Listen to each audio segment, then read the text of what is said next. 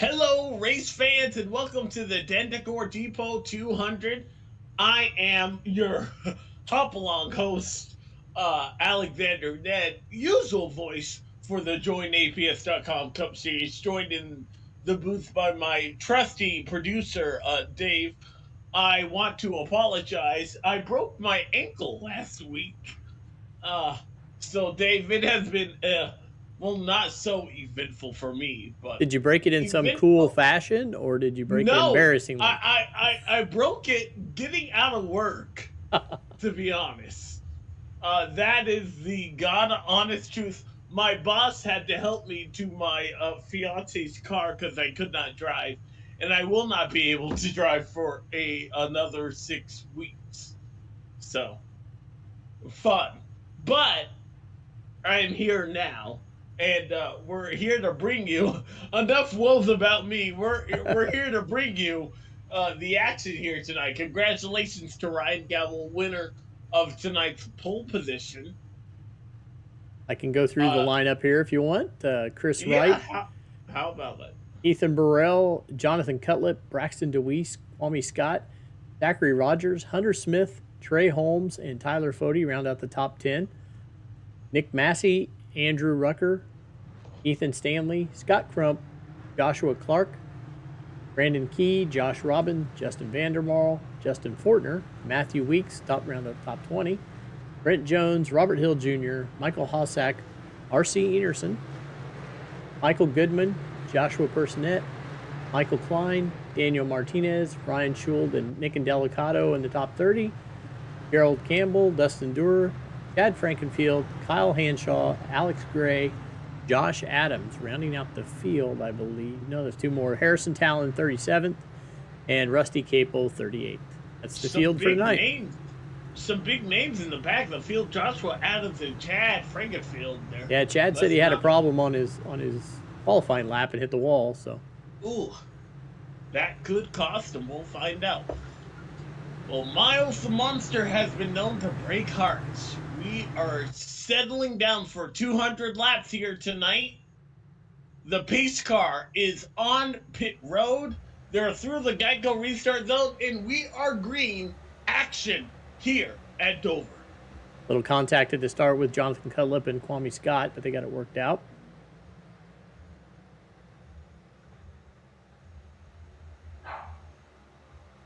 Ryan Gavel gets off to a pretty good lead there in front of Chris Wright. And how about Ethan Burrell? Nice to see him start up front here for a change. We know that is a part-time entry.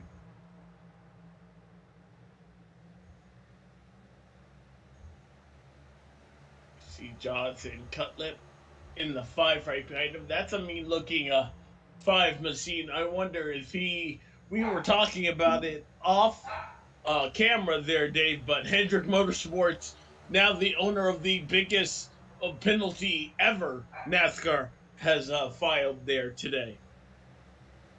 Somebody's got to always have the biggest, right? So Yeah, that's true. I'm just glad it's not my man Brad anymore as of today.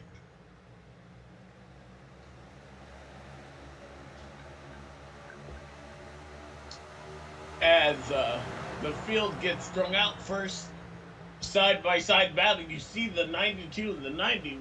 We thought the 90th Scott Crump was going to get there, but the 92 last week's winner is that Ethan Stanley, I believe, yeah, it looks like 92. Yep. right beyond Trey Holmes in that purple 88 machine. But most of the top 15 cars or so spread out single file before we get to some double wide action. Ethan Stanley making the pass on the 88 car.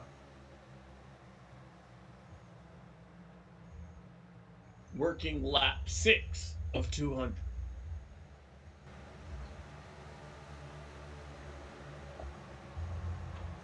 I'll try to keep an eye on some close battles to watch. Otherwise, everybody's kind of single filed out now.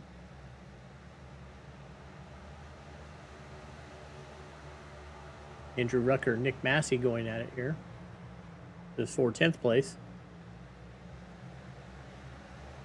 Battle on the backside of the top 10.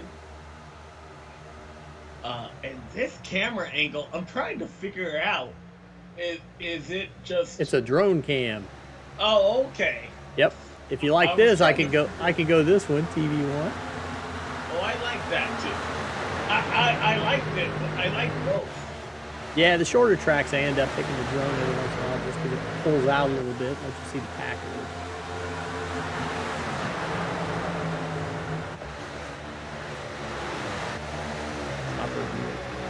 About that 48 car, Nick Massey trying to make some headway there. Tyler Foley, the current championship leader.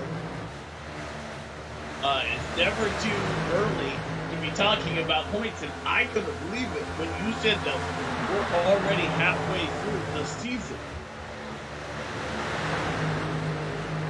Yeah, 6 down, 5 to go before we make our first cut to down to 14 drivers. We'll be going under Braxton DeWeese there. Picks up 7th place.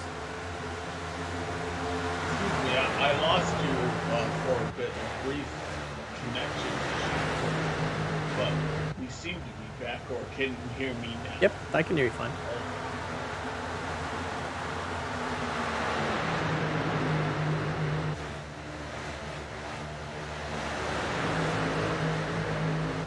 Yeah, this track right now certainly has the feel to it. And if we get to a flag pit stop, it will be around, I believe, lap 80 or so. I was looking at stage. No stages here tonight. But 6 set of tires. So, tire wear could play a factor, especially if we get into a yellow fever, a rash of fever. So far, so good, though. I had plenty of yellow flags last week when we were gone. I'm telling you, before we started, we had 29 last week at once. Yeah, that definitely sounds like a record, and one on a broken ankle. You would not have wanted me in the booth for that one. 60% of the laps were under caution. Yeah. That sounds like a typical Martinsville? Well, I was gonna say, or typical Elite, which one? I was gonna say an advertiser's dream with commercials, but that does not sound. Congratulations to Ethan Stanley, though. His first win. That's pretty cool. But 29 costs for only 250 laps. Looking down through the field here, close battle with Brandon Key, Justin Vandermarl, and Josh Personette.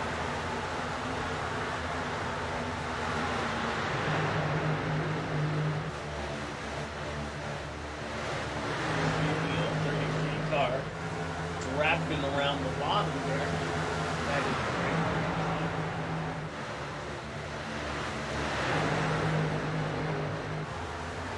Justin getting it done the hard way. Ooh, Brandon, very loose. He's gonna have to chip away his toe. Here's our buddy Robert Hill into the action.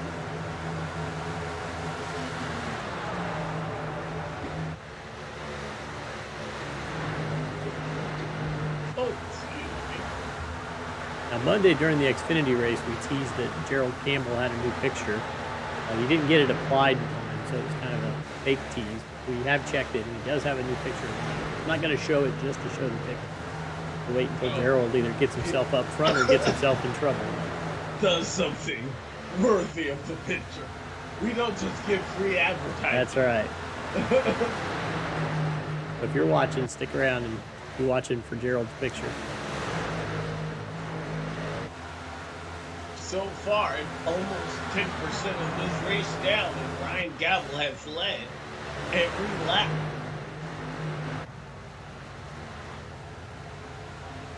Nice to get into a familiar. Oh, car in the wall. We're still green. Do you know which car it was? It was that white car. Second, now third, and yeah, Scott Crump Scott got Crump. a piece of the wall there a lap ago.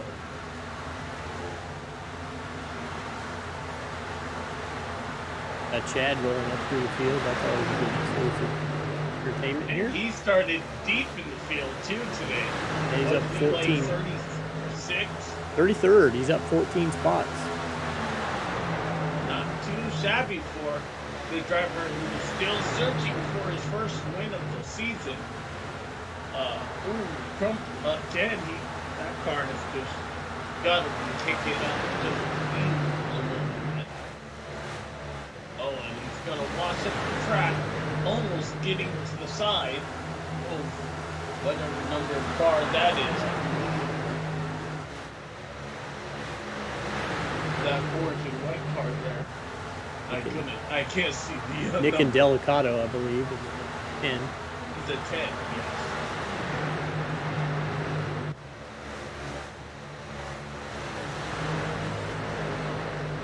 That's a not too savvy photo right there. That's a good photo. I'm curious to see Gerald. I can't wait once we have his. If you're listening, Gerald, you got to get up higher. Can't sit back there in 29th. That's not going to get you on the podcast. Man, 2 and 4 seem to be the trouble issues for these drivers. We've seen a lot of these drivers having problems. You saw the 92 last week's winner in trouble. Yeah, he spun, but didn't bring out the caution and gathered it back up. I don't even think he lost a spot, maybe one spot. Dropped back into 15th. See Joshua Clark, a 28 machine.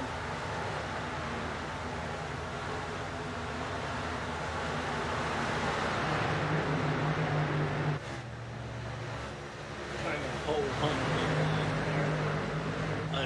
There's Rusty Capel. It looks like he had an issue on the backstretch, either returning from pit road back to the racetrack, or yeah, he's only turned 5 laps, so he went in on lap 5, so he must have had an issue early on that we didn't even see. It did not bring out the yellow flag. Wow, were those chunks of rubber bouncing across the track? I don't know. I've never ever seen that before. Rubber tumbleweed. How about this 37 car? Ethan Brewer mentioned he was a part-time driver. I think he's back with us full time now. He said he's Is he? He's between jobs, so he's looking for his new job. He's going to let a little time go by before he grabs his next assignment. So he's going to race with us, I think, on Monday, Wednesdays, and Sundays. So Well, he's that's been at the good last. news for us, but bad news for the rest of the competition. Yeah, he's been up front in all 3 leagues the last week. Picking up right where he left off from last season, currently in 2nd place.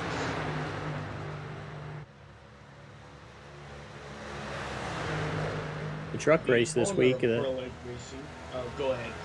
In the truck race, the second truck race we had at Lanier this week, he came in second because he was behind Tyler Fody, and he's had a couple run-ins with Fody already, and so Fody kind of has a chip on him, or, buy one get one free chip for him. Burrell didn't think he could move him again, but we asked him after the race, and he said he's not going to change how he races based on the fact that he's already moved the guy a couple times. Good story there between him and Fody. Both guys race each other with a lot of respect, but they're not afraid to move each other. Back through the field here. There's Smith making a pass. See, speaking of Foley, he's right there in the 7th position. Braxton DeWeese getting under him for 8th position. And Matt Rogers, how woo!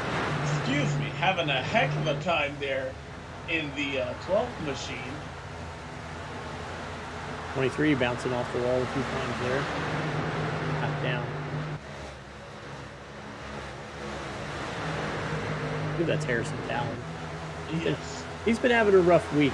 He's been bouncing off the walls in a lot of series this week. Has he? Currently, 35 cars are on the lead lap of the 38 that started here. But we have been clean and green so far.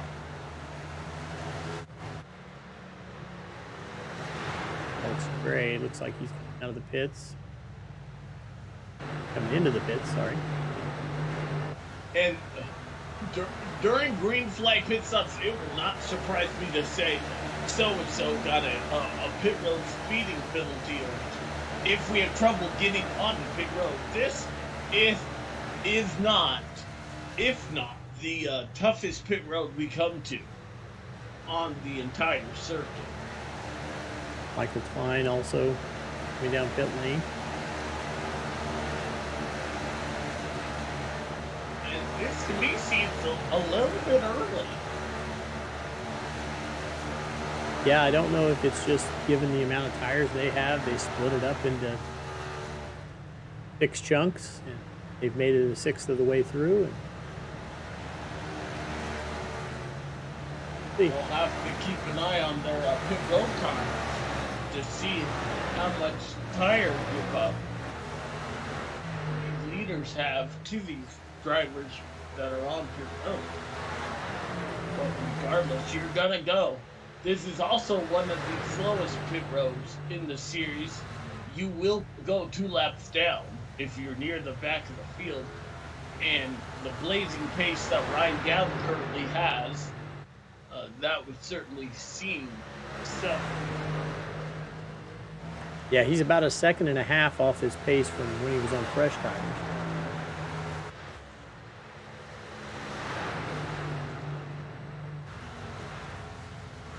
Well, we don't want to step away from the action, but we'll give you guys a chance to see what's coming up next and a little bit of our Crank It Up style. So don't go anywhere. You're watching the JoinAPS.com Cup Series live.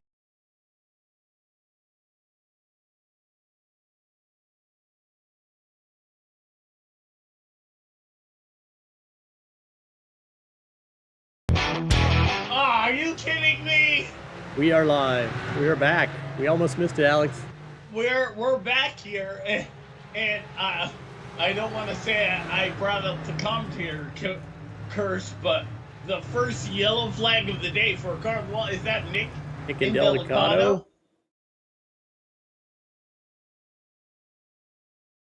The 10 and the 17 of Hunter Smith, perhaps involved.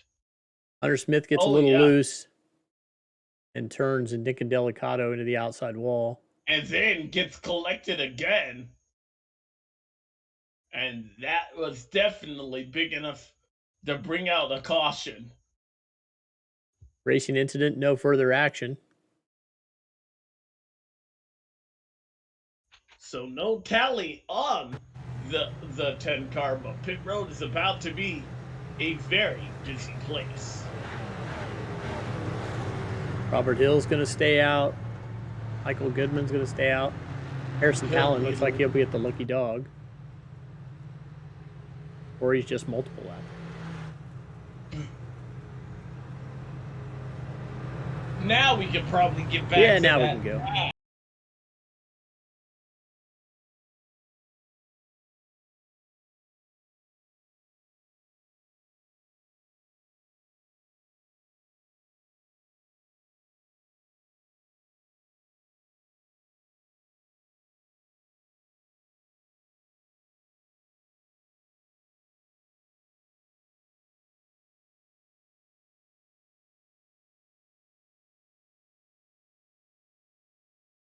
isn't easy, but experiencing it is.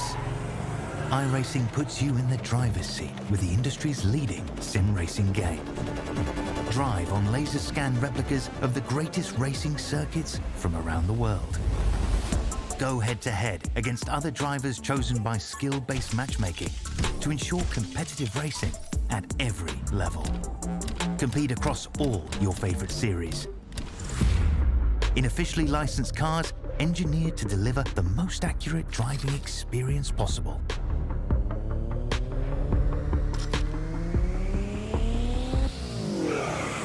Join a race or host your own with players from across the globe.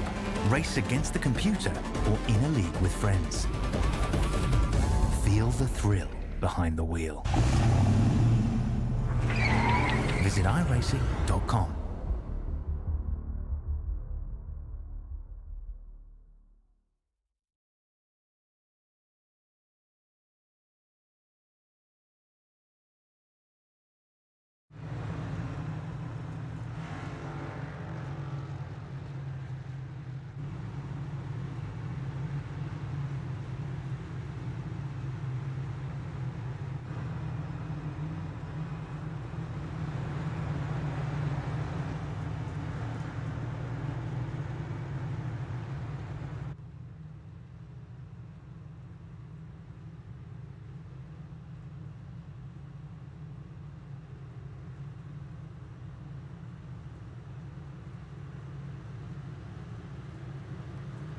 Quick opportunity to thank some sponsors here. Join APS. APS offers a complete solution for all types of businesses that need to process credit card related transactions. Their industry specific solutions provide the best options for your business model. They have experienced client service representatives who understand what your processing needs are. That's Join APS. Their series sponsor for the car. Pace car lights are off. So I'll go ahead and bring Alex back in here. Alex, welcome back. I am back. I haven't, as I like to say, hobbled far.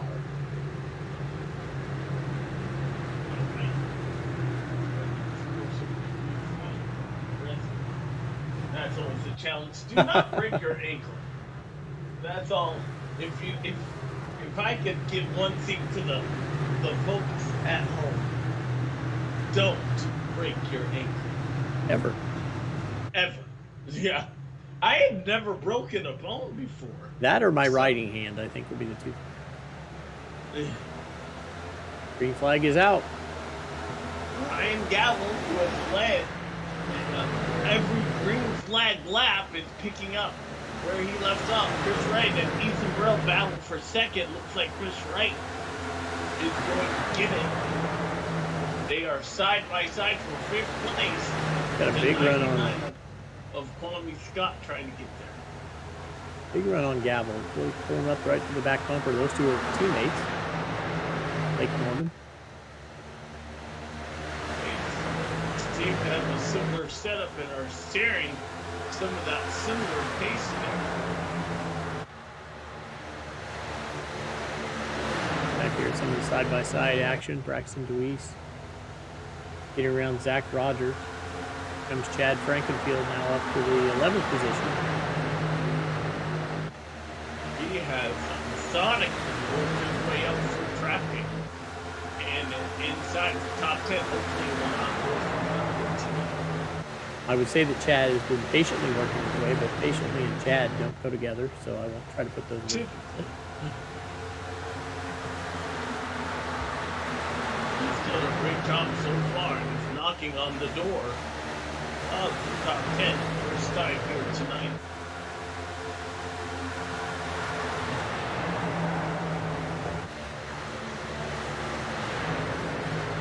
Just peeking his nose under Braxton Deweese there.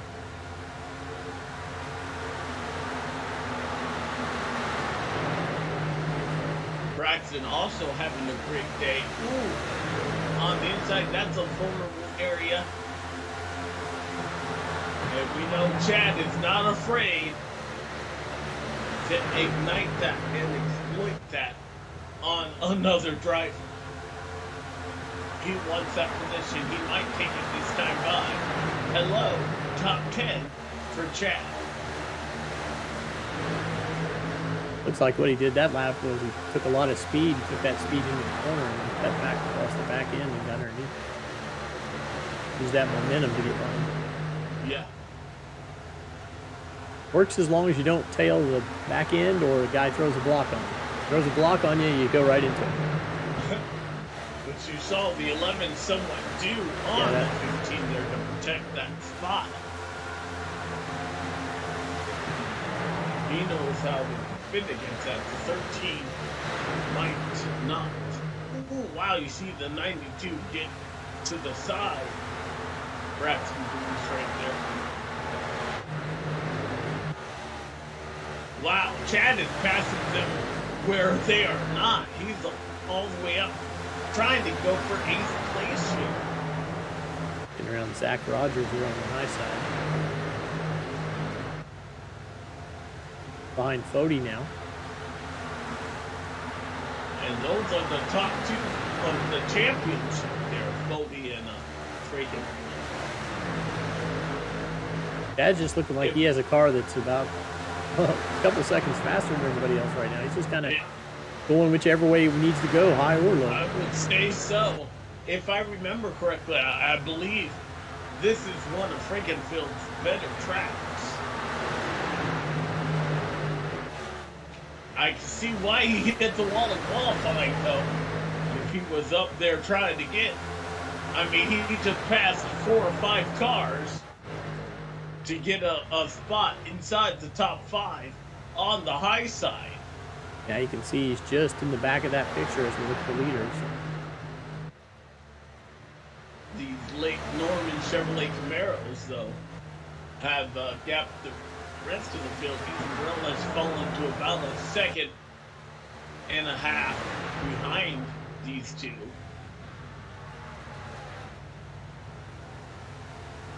Last time by, the 15 was the fastest car on the track. Ethan has more of a long run speed on that car. We'll see if these drivers made any changes under that their only green flag, or their only pit stop that was under the yellow flag. Yeah, they're a little loose coming out of that.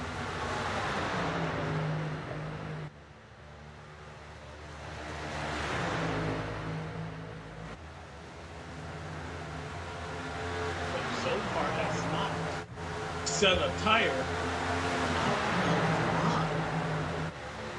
Ethan Stanley back here working under Tyler Fody for 9th position.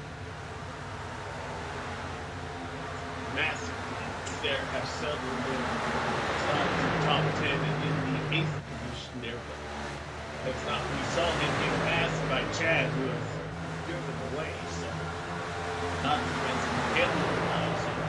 You're right, Chad is just rolling it down. He's now up to the 4th position.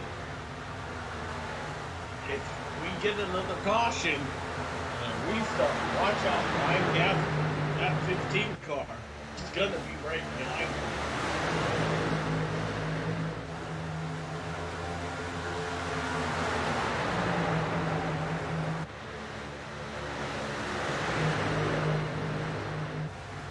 Nothing going on further back. Everybody's pretty spread out. Up back here in 26, Justin Vandermaal trying to get around Dustin Dewar.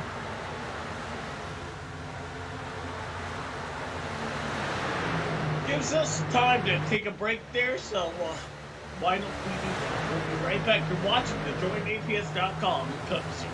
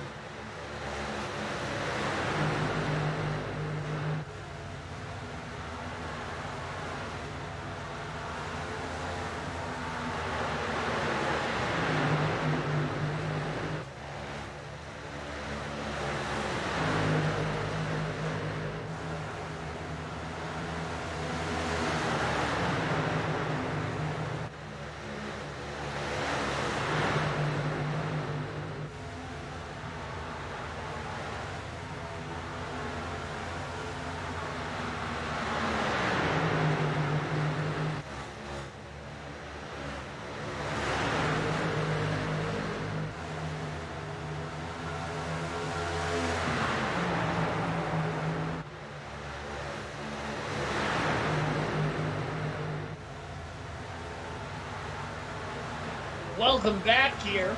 We are live, and you're seeing some of the green flag action be sporadic here. We saw Tyler Foden and is that Matthew Weeks? Yes. Yes. They were discussing 7th place there. Looks like it's settled in Weeks' favor. Definitely been our pack with the most action. This pack has been slowly catching up to the other one.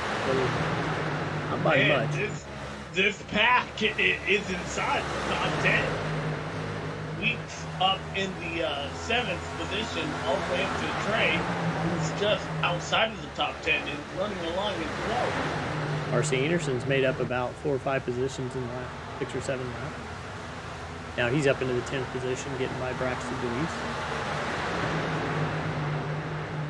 I believe we're seeing some of the comers and goers, as they like to say, based on that tire wear model.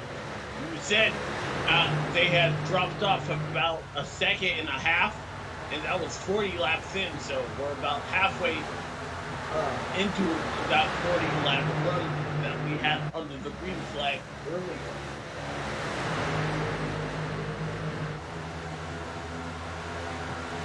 So tire wear is starting to show its head here.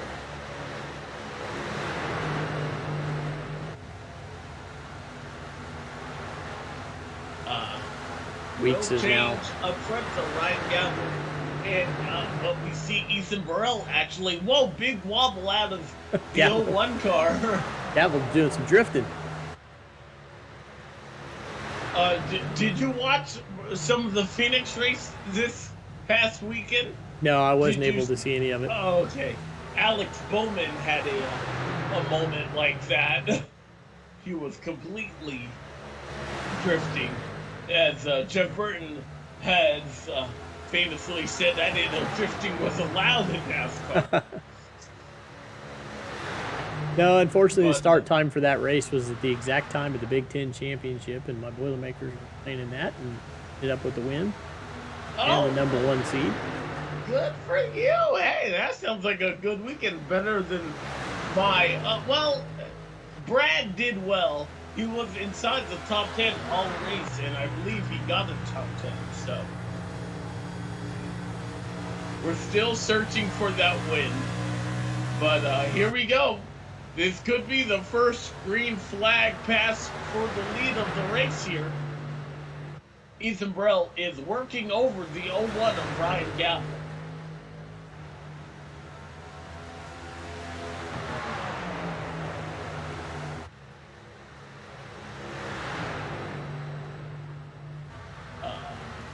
Where is Gamble's teammate? Right, he's fallen to the 4th position, 2.4 seconds back. Got a couple of them. Nick Massey's his teammate as well. Massey has been able to get around him. Chad Frankenfield, who we saw making those spots up, as we see Ethan Brown go for the lead here. Oh my goodness, so close. He's definitely taking a look. I saw the tracker. Oh, that number getting pretty small? Well, it had Burrell as the leader. Looks under him again and gets his nose in front. Just was unable to complete the pass here. Gavle's still at the line. Holds him off. But this is incredibly and respectful racing among the top 2 here.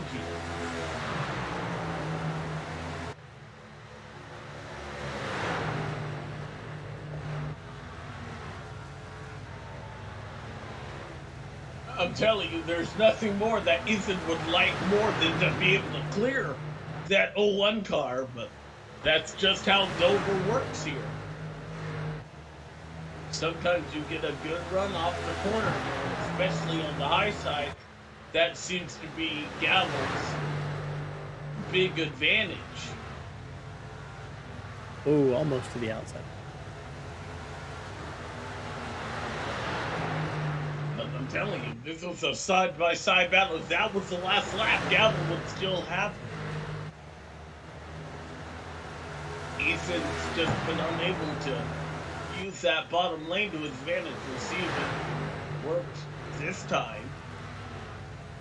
He has to get off the throttle just ever so much up into turn 4.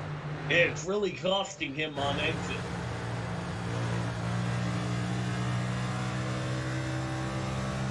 How nerve-wracking is that knowing you have a guy to the inside of it?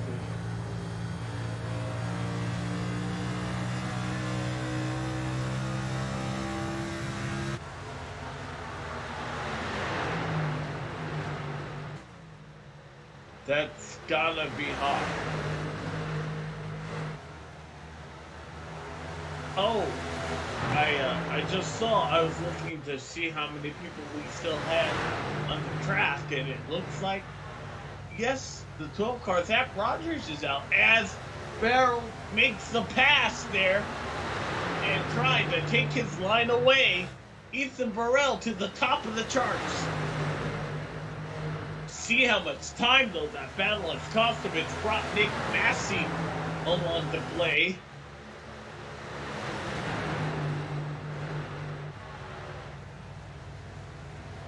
But yes, Ethan Burrell has been able to finally clear the 01 car, who now has to deal with a mirror full of that 48 machine.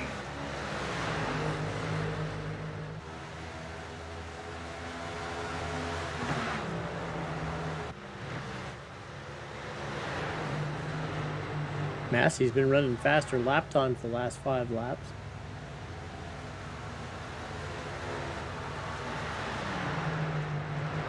A little slower that lap.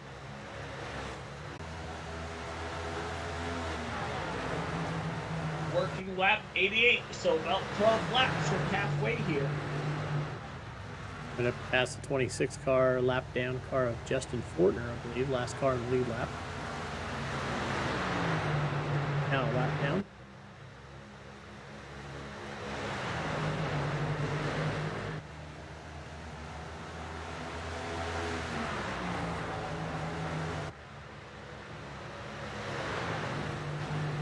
Here, Ethan Stanley maybe came in the pits. Yes. Had a computer crash. Got it up and rebooted, and now he's coming back on.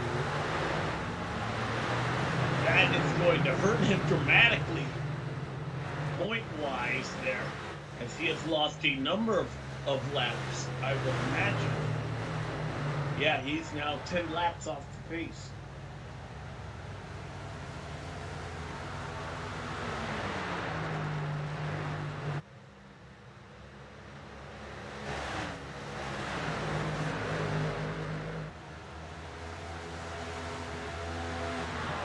Looking for close battles. They have to go back to the 12th position, back here with this pack again. Chad's kind of fallen back to everybody now. He used up his tires getting to the 5th position. Now he's back down to the 10th position. Got Crump right in there.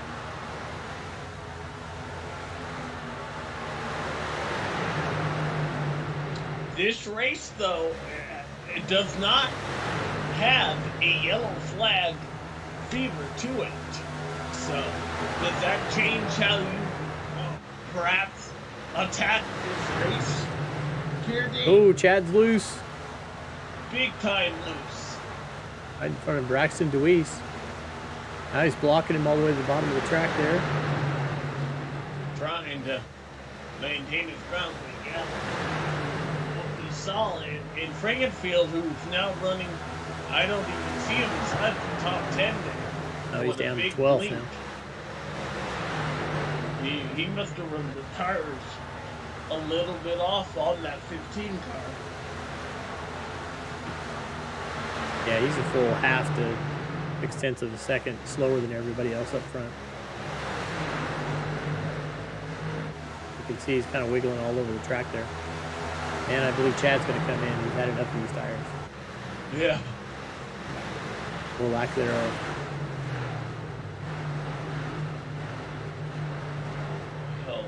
Make the entry on the pit road. We'll see how far this drops him, but this should be a scheduled stop. I would still imagine they would have to make one more stop after this.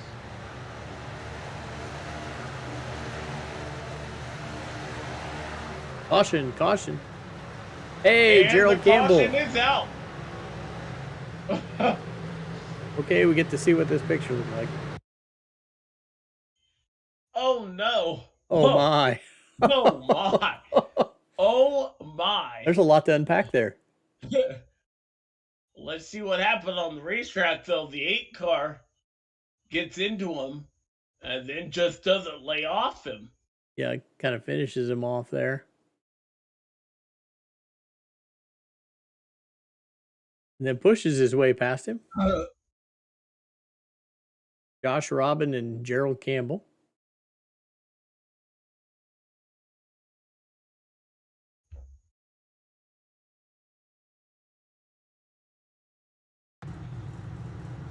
Everybody down pit lane, but a Brandon big break Key. though for Chad because I don't believe he goes a lap down here. And it's currently tagging him in 27th. We'll have to see how scoring is, but if he indeed was not a lap down with 4 fresh tires, he was just handed perhaps the biggest Hail Mary of the race. Although the pace car may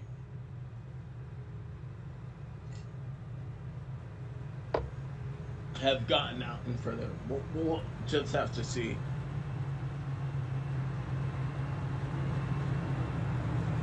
Well, I can do some more sponsor reads while we're here. Blue Egg Marketing. Blue Egg is the marketing department for small businesses. For small business owners, Blue Egg is your biggest fan. Premier partner, Worldwide Technology Raceway. Worldwide Technology Raceway is a motorsport racing facility in Madison, Illinois, close to the Gateway Arch.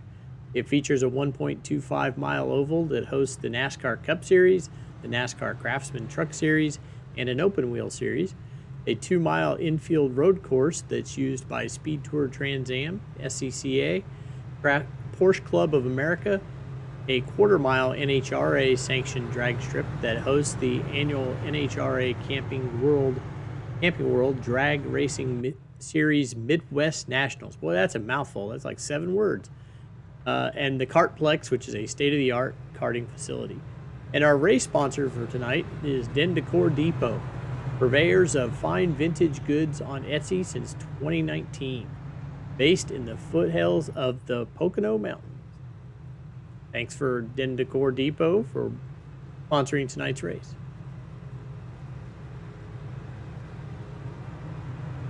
We'll leave you with the sights and sounds here and get you guys ready for the restart here momentarily.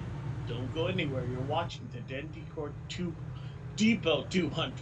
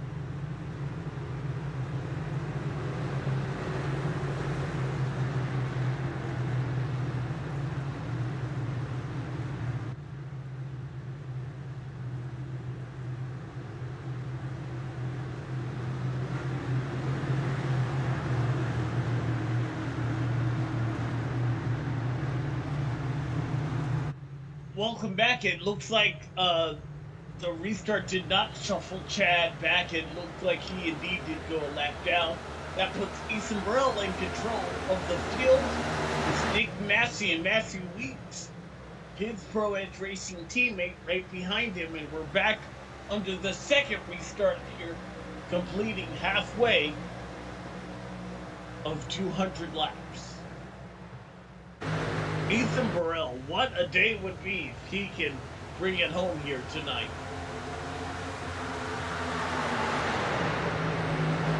It's been a pretty clean and green race here. That was only our second caution.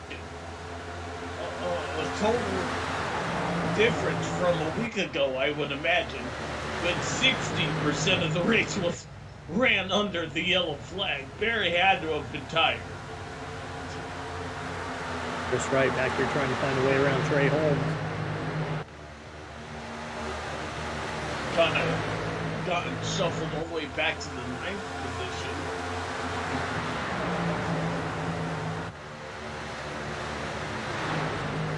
Now looking for an 8th, and he'll get around the 88 machine.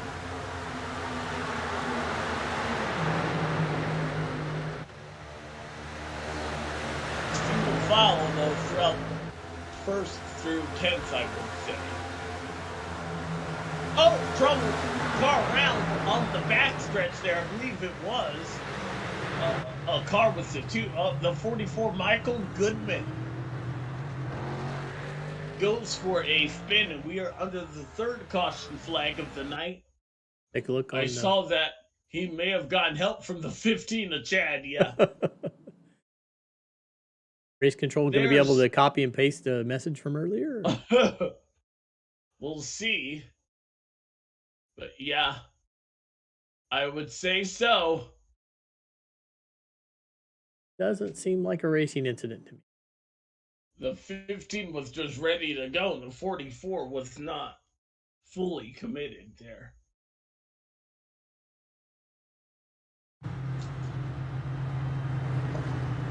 Sounds like that is going to be a tally on the 15. Poor. I have yet to ever see a tally for the 44. That almost looks like a copy of what we saw earlier, doesn't it? That's interesting. This is not scripted, anybody. Yeah. We could never get these guys to follow along any kind of script whatsoever. It's funny, Alex, because as we've doing race control this year, the race control admins are able to put the messages in themselves, so they don't come through me anymore. Yeah. So before the race, we always have them test it to make sure it's working. Every single one of them tests it by saying tally on the 15. And maybe they knew something that we didn't. Maybe they should be calling the race, and we should be doing race control. Oh, thank you. I don't expect anybody to go down on pit road here. We were just on new tires about 5 or 6 laps ago. We had a couple of takers. Brandon Key came down. Brian Scholl came down. Scott Crump. And, of course, Michael Goodman, since he'd scrubbed his tires sideways. Yeah. Those were the only 4 that came in. Josh Robin coming in now, along with Ethan Stanley, some of the guys that are maybe had some damage from earlier. All right, so we'll take this chance to take a break and save our voice. We'll be right back. You're watching the Nedd Decor Depot 200 at Dover.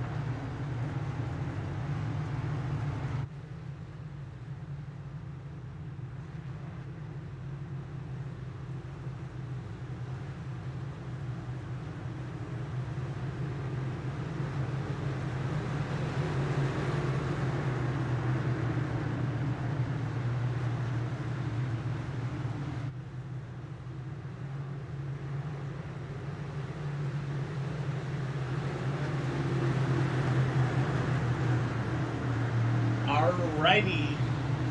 Getting set for only our third restart of the afternoon. They're in the Geico restart zone. And Ethan Burrell has had the car to beat as of late. Green flag back in the air.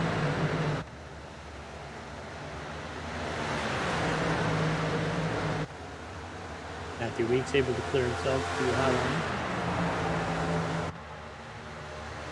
Now Ethan has a teammate. I don't think they'll be racing hard, and that's gotta feel good knowing that the trust you have with somebody being on your team, a teammate behind you, has gotta be better than a foe behind you. Yeah, 4 through 8th is 4 Lake Norman cars and RC Anderson Lloyd car in the middle. That team has so far been dominating. Both teams have been dominating as of late. RC's up 18 spots now from the starting spot, or 24.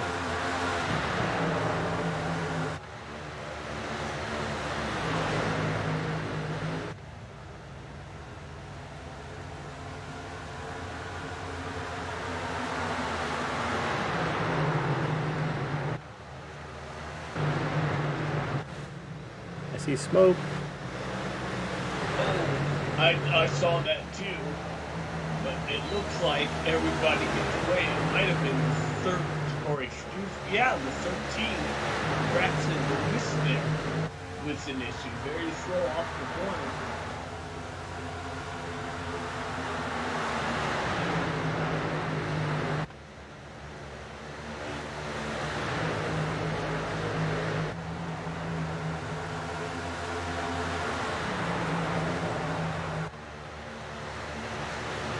Add back up to 11th now. And we were under during that commercial break. Chad did apologize to the 44 car. Felt like it was his fault, so that was good to do. Someone more shot that 15 car. Fourth caution flag is out. We have seen yellow fever begin to spread out here. This was a good, clean, and green race here. See what happened to trigger this. Our fourth yellow of the day. Kyle Hanshaw in the middle of a 3 wide there. Oh, gets up into Dustin Durer. By the 32 and Justin Fortner into him. Oh, Alex Gray and Michael Goodman gets it again. That's a pretty big crash in the back of the pack there. Everybody's in the pits now. I would say, why not? I mean, this would only be their third set of tires here. I'm going to leave you with this view, and I'll be right back. I got to use her.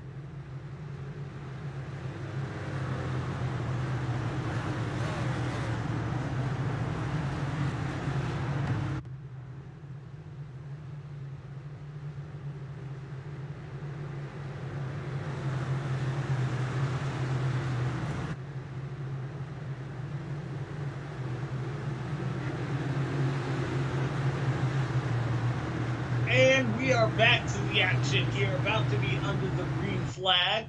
Couple of cars stayed out. Brandon Key and Matthew Weeks, they will lead the field down the green, and I believe Brandon Key is only our fourth different leader here, but you see Ryan Gavel wasting no time with those fresher tires. He'll go to the outside and steal the lead down the back stretch. Yeah, Brandon Key was the only one who stayed out. Still side by side, you see Matthew Weeks. Ooh, slight contact between the 88 and the 48 there. These tires are 10 laps older than everybody else around it. G Plus hasn't really been a contender. Oh, big car crash up on top. Up on top of another car. It's the 18 of Joshua Personette. That is Chris Wright. I believe he was the outside pole sitter here tonight. Big crash in turn 3 and 4.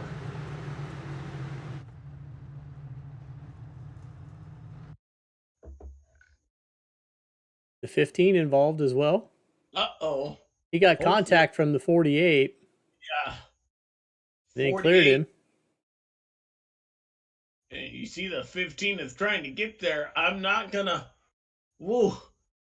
I wouldn't put that on the 15. That's gonna be an interesting call, and we'll have to wait and see. But man, Joshua Personette and Ryan Scholl nowhere to go in that one.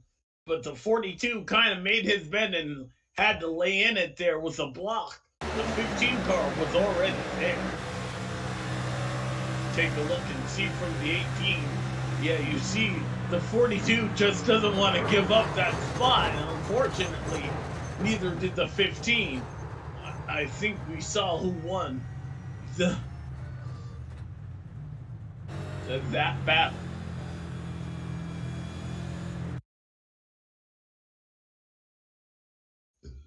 I hope this goes in the 15's favor because he already has a tally. So this is really going to be important. But yeah, the 15 is already, by my calculations, he's there now. What they can rule is that did he drive into the side of the 42? Or did the 42 kind of come down? That will be... Yeah, I don't know. I mean... decide right there. There's 2 wide already. So Massey and Wright get into it there. He's backing off a little bit.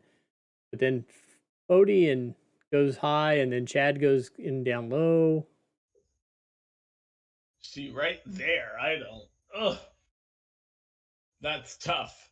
It takes out 2 cars. It would be... I've waited years to say this as a broadcaster. It would be very unpopular to black flag him.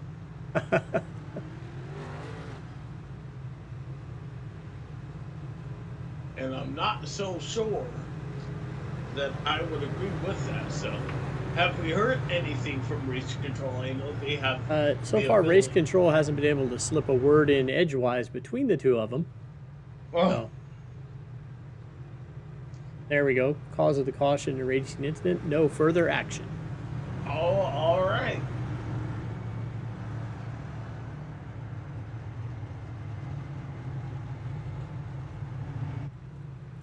That was definitely the biggest crash of the night here, unfortunately. Took out 2 other competitors that really had no,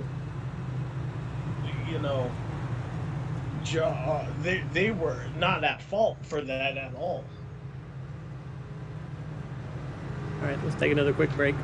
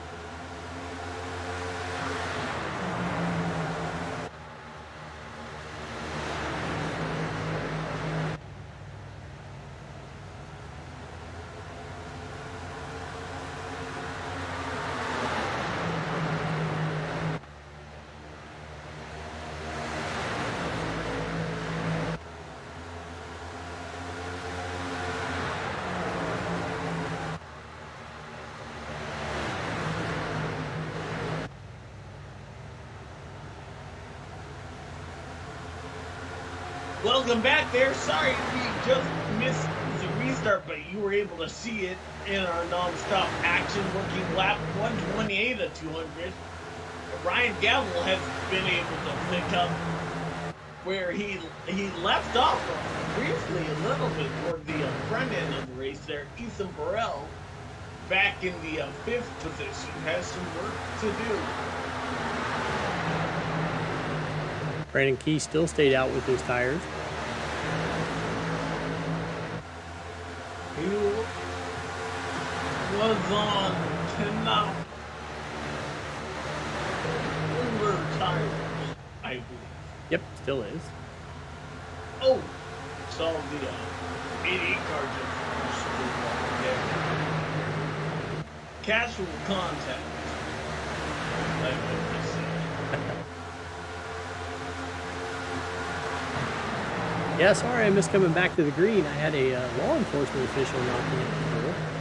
Oh. You always answer when that happens. And they were just looking for the address and everything. So you're not a wanted man? Yeah, that's great when you're in a small town and you know all that. I didn't do anything this time. They just laughed.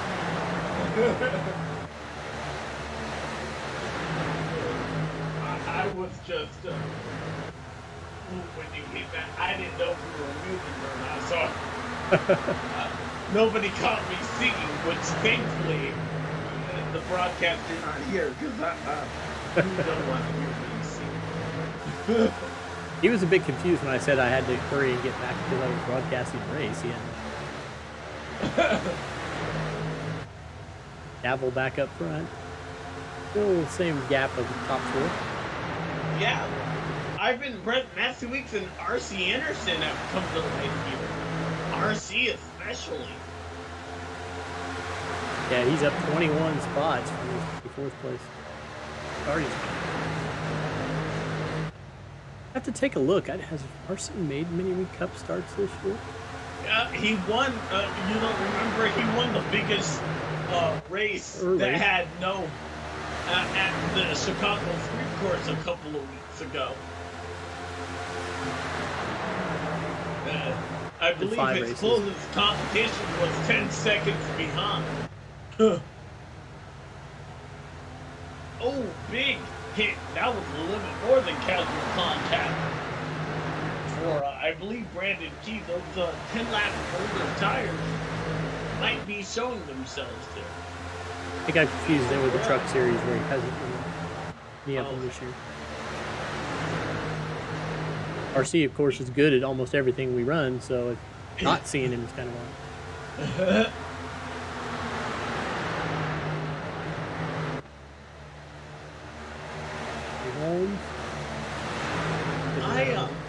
I apologize. I have to mute myself. No problem. Just 1 sec.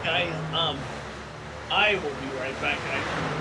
My walking boot is being extremely uncomfortable. Okay, no problem.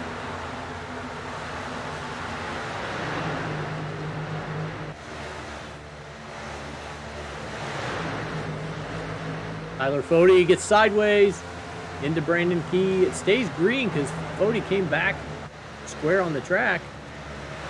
And again, that was another mess with 3 wide with Chad Frankenfield and Brandon Key and Tyler Fody.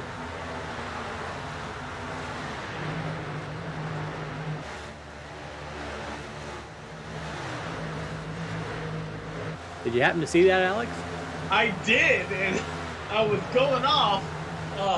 I believe Chad Frankenfield may have been the culprit of that. We'll have to see. This was 2 laps ago. And that backwards the hard way here. Everybody kind of hold on. There we go. 3 wide, but this wreck is going to happen behind. And it's not a wreck because technically the yellow never flew. Little net code with Brandon Key into the back right of Tyler Fody kind of pulls him around. Chad's never involved in any of the contact. Yeah. Just in the vicinity. So my mistake there, Chad, for giving you a bad name. Guilt by association, right? Yep. Guilt by proximity. And now are we live? It's struggling to go live here. Okay. Because I was like, either they're slowing down for a caution break or try to get back to the action here. Well, let's see what else I can do magically to get it. Well, while you're doing that, I will mute myself and fit my walking boot. I will be right back.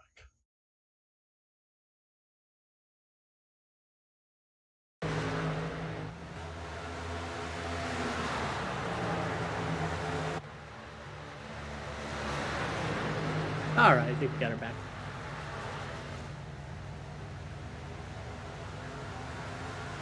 Back, Braxton. This battle back here. Getting around Jonathan Cutlip. High side. The battle's for 5th position.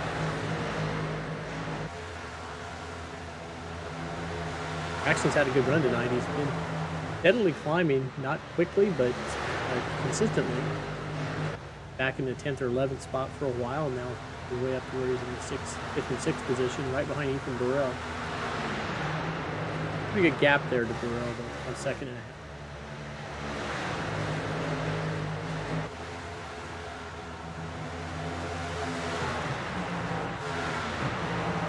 Massey, Scott Crump, Tyler Flody in a little bit of a battle back here. This is for 10th, 11th, and 12th.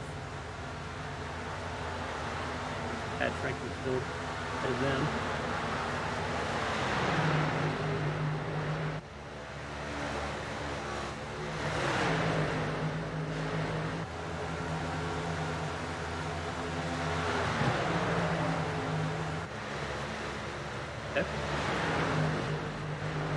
I am back. Thank you for having me. Sorry, I had to unbuckle my boot there. I had an itch that you will not believe. Again, do not break your ankle, folks. I've heard that. Yeah. One of the worst things you could ever do. And apparently, it's well needed. Whoa, way down big inside. slide for Daniel that Martinez? Pepsi machine. Daniel Martinez. He keeps it going in the right direction, though. But I believe every one of these drivers, I think they can make it on fuel. Based on Oh, the contact. last system. Oh, Contact. big hit by Chad. And Yeah. that's going to bring out a yellow flag. Chad was involved in that one, but the 25 had a lot to do with it already, so man. The 25's got it all under control again. He's going down into the corner, and Chad just kind of comes in and hits him in the left rear. So Sends him up into the wall. 25 knew he was there. Yeah, again, we puts it in the hands of race control. That is just, man, if you're the 15 of Chad, you know, oh, and a stack up getting on the pit road right there. This is going to put everybody, I believe, with only one set of tires left.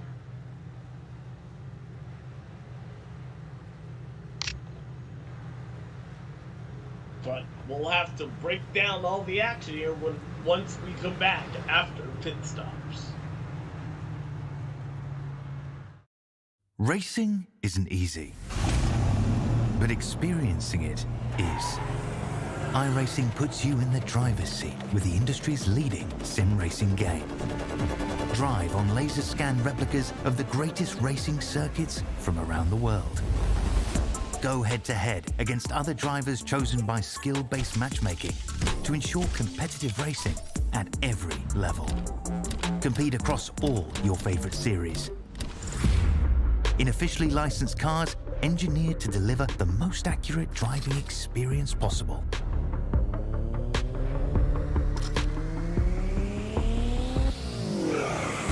Join a race or host your own with players from across the globe. Race against the computer or in a league with friends. Feel the thrill behind the wheel. Visit iRacing.com.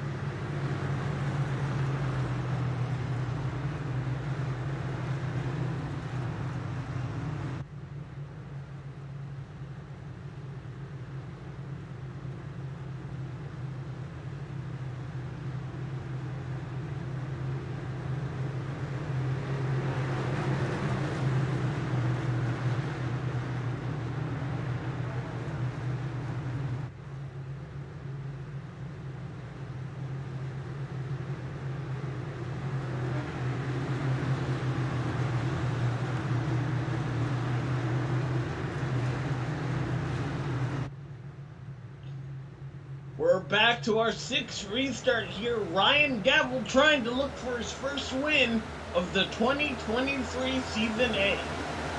He's off to a great start with side-by-side teammates. For second, R.C. Anderson underneath the 11 of Matthew Weeks there. Looks like he will prevail for the 11 car.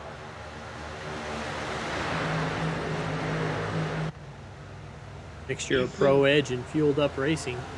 326. Ethan Morello trying to get up there. I haven't talked much about that 5 car. Jonathan Cutlet, he's had a good day. And inside the top 5, he started that way. He's running along in the 4th position. You might have saw while we were stepped away there that tally was on the 15. That was his second tally. He is appealing that second tally, so that lets him stay on the track. If he loses his appeal, he will finish last in the event. Which is interesting. Usually Chad counsels people to not appeal because of the risk of finishing. But did not advise himself of that. He might have a leg to stand on there. It will be interesting to see what the 25 has to say about that contact. Yeah. Well, Chad's still on track in the 10th position. He's definitely driven through the field the most here today. Don't know if that's a good or a bad thing. Depending on how you look at it. How you define the word through. When you drive through the field, you can... Two ways you can go through it. Back up front. Ryan Gavel still trying to keep those Pro Edge Racing Toyota Camrys behind him. He has 3 of them inside the top 5.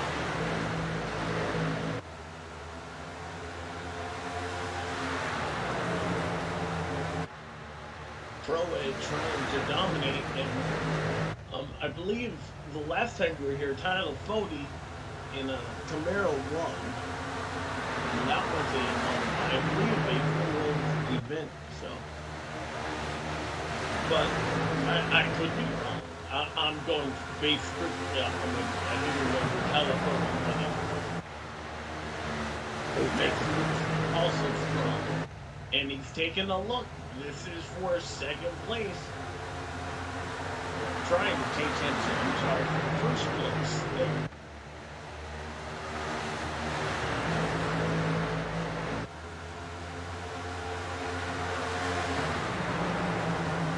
But he's gonna have to do it, and you know that 11 car is strung on the outside. Ooh, gets a little loose right there.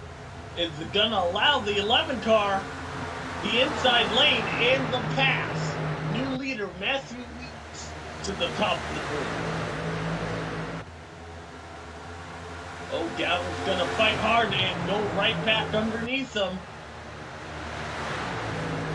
That could have surprised that 11 car and give that lead right back to the 01. Weeks gave the wall a little kiss there. 39 laps to go to perhaps your first victory. Each of these drivers' first victory of the season here. I don't think the 11 car has been victory as well. No, Matthews is kind of always in the wrong place at the wrong time in a lot of these events. Runs up front all the time. Gets collected in a lot of other people's messes. And overcome Miles the Monster here today and tame the beast. He reported on his socials that he had a pretty good practice run. He was the pole setter here tonight. And this is just my opinion. Anytime you have a 1 on the side of your car, you do well at a racecourse. I've always thought that about Ross Chastain and Denny Hamlin. They have an unfair advantage space just due to their number on the side of the race car. I love seeing Ryan up front because it's my name going around. Love the golden black card. He's gonna have to defend against three very hungry pro entries cars. There is Chad and Scott Crump. That's a rivalry we typically see. My spidey sense said that may be a spot to watch. 15 car has definitely been the show, as they call it. How about Tanner Foley? Yeah, he's been involved in a few things, but never took any damage. And he's still running inside the top 10. Oh, big time loose. One Chris car. Wright up high. And he's going to lose a number of spots. He had been running inside the top 10, I believe. He was on the lead lap, correct? Yeah, it looks like now he's a lap down. So he may have some damage. Yeah, he looks like he's off the pace with everybody else. Who was involved in that big crash that we saw with Joshua Person and Michael earlier tonight. Now, did you purposely not say who else he was involved with? I actually did. Dang, Dave. Are you being censored behind the scenes, or what's going on here? Let's keep it objective there, Alex. Not be giving them fake news and leaving stuff out.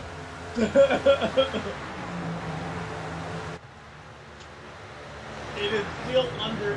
Was that the accident that was under appeal? I can't remember. He's been involved in. No, it's the Martinez one. Oh, okay. Rucker and Scott Crump here. Briggenfield, if you couldn't tell by the way that we were joking loosely about him, he's still running inside the top 10 in the 9th position. I hope he does win his appeal, because that's a lot of points to finish dead last here tonight. If he doesn't.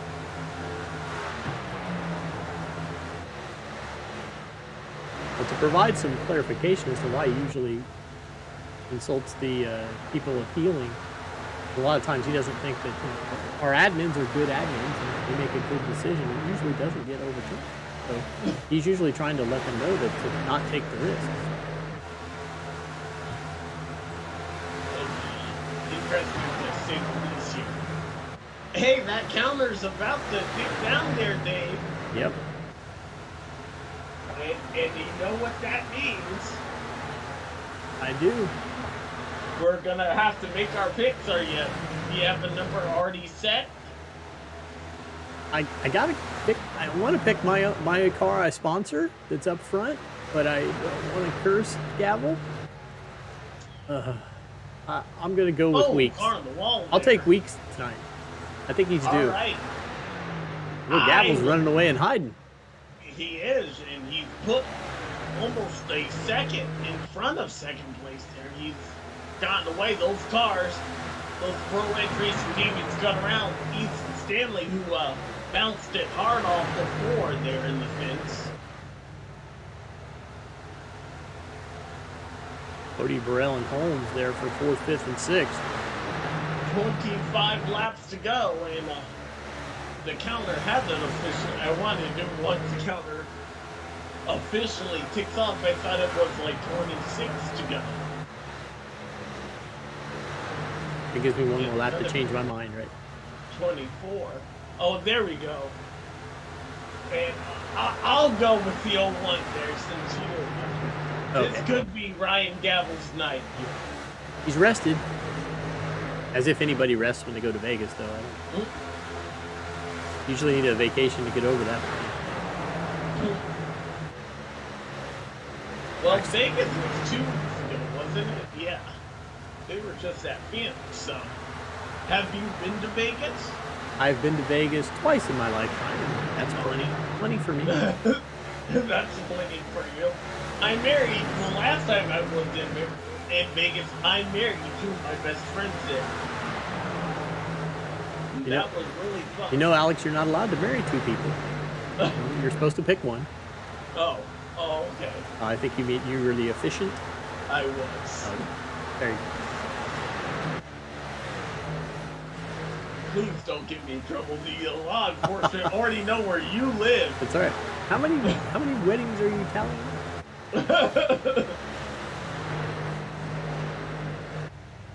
Weeks has now dropped back into third. R.C. Anderson up to second. Ethan Burrell has dropped back to seventh there. The handling must not agree on that car because I was expecting him to make moves closer to the front. What the 01 doesn't want to see is that traditional late race caution. You've seen it on the Cup side 2 weeks in a row. Less than 10 to go. He just wants this race to end as painless as possible.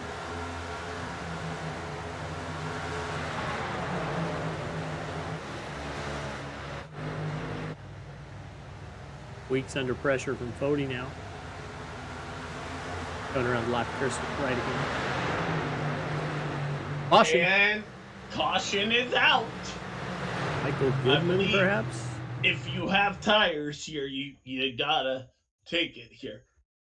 The 44 and the 26. Ooh, just got into the side and tries to save it, but gets into the inside wall here. And that triggers a yellow. A late race caution. Could my commentator curse be real here?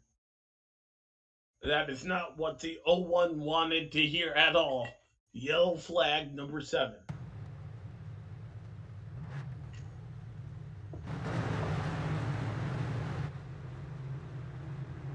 But we'll see if anybody comes down. They're all going to come down. Maybe. I would imagine so, yes. They all have the tires, so why Somebody's not? staying high. Car lap down. Lap traffic, yeah. Goodman, Personette. I'm surprised that 18 is still running. Yeah, he was off the track for a while. Okay. As in, vertically off the track. Yeah. After a hit like that, I sometimes wonder why these drivers even come back, but you know. 64 into 13. Okay, we missed that. Yeah, that must have been somewhere else.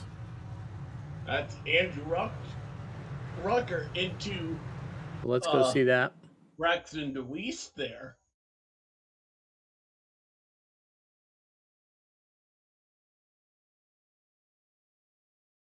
But I don't know if the caution's for this one or for the Goodman.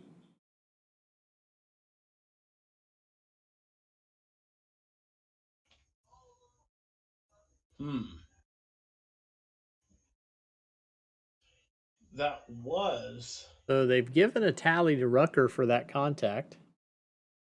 But they're now saying that maybe that didn't cause the caution. If the caution came out somewhere else, then that's contact under caution. So. But. Or are they simultaneous? I'm always like, when do drivers? You don't want to get run over. You know, when the caution flag comes out. You know, when do these drivers know? That's obviously two separate incidents. Yeah, I have to wonder, did the 13 know that the caution was already out and the 64 get into him because he just wasn't expecting that? So no further action on the 44 and the 26, but no rescinding tally on the 64 yet. If we hear about that. Interesting. No matter what, though, it seems like the caution was destined to come out. So.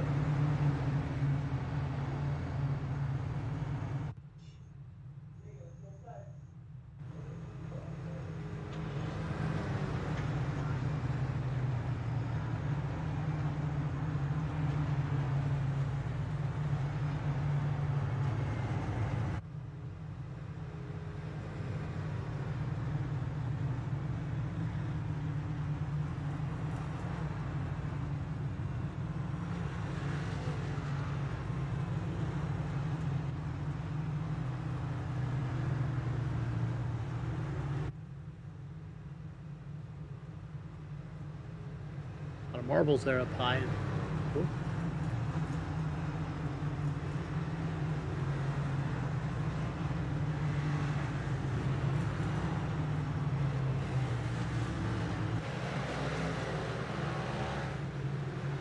I just received word that we have someone in the booth named Tucker. All right. And he wants to, David, are you going to give us some gasoline for a fire? That'd be... Absolutely. I'm here for the chaos, Dave. All right. I was wondering, I just received a call from you. I was like, did he mean to call me? Yeah, absolutely. I was trying to get your guys' attention so you guys could be in the booth. All right, well, thank you for joining us here. How come you're not in the race? I sadly missed it. I was helping my sister move her stuff into her new apartment. So I was sadly busy and was on the road home and couldn't make it. So I'm here as a spectator. But thank you guys for pulling me up here. Really appreciate it. You too could have been here and hit by Chad Frankenfield tonight. That's honestly the reason why I didn't show up, if I had to tell you, Dave. Oh my goodness. Well, 15 laps to go here. Ryan Gavel. Oh, as we have a car on the wall there on the back on like the Hunter front Smith. It looked like Hunter Smith there in the 54, I believe, is in the wall back there. We stay under the green flag.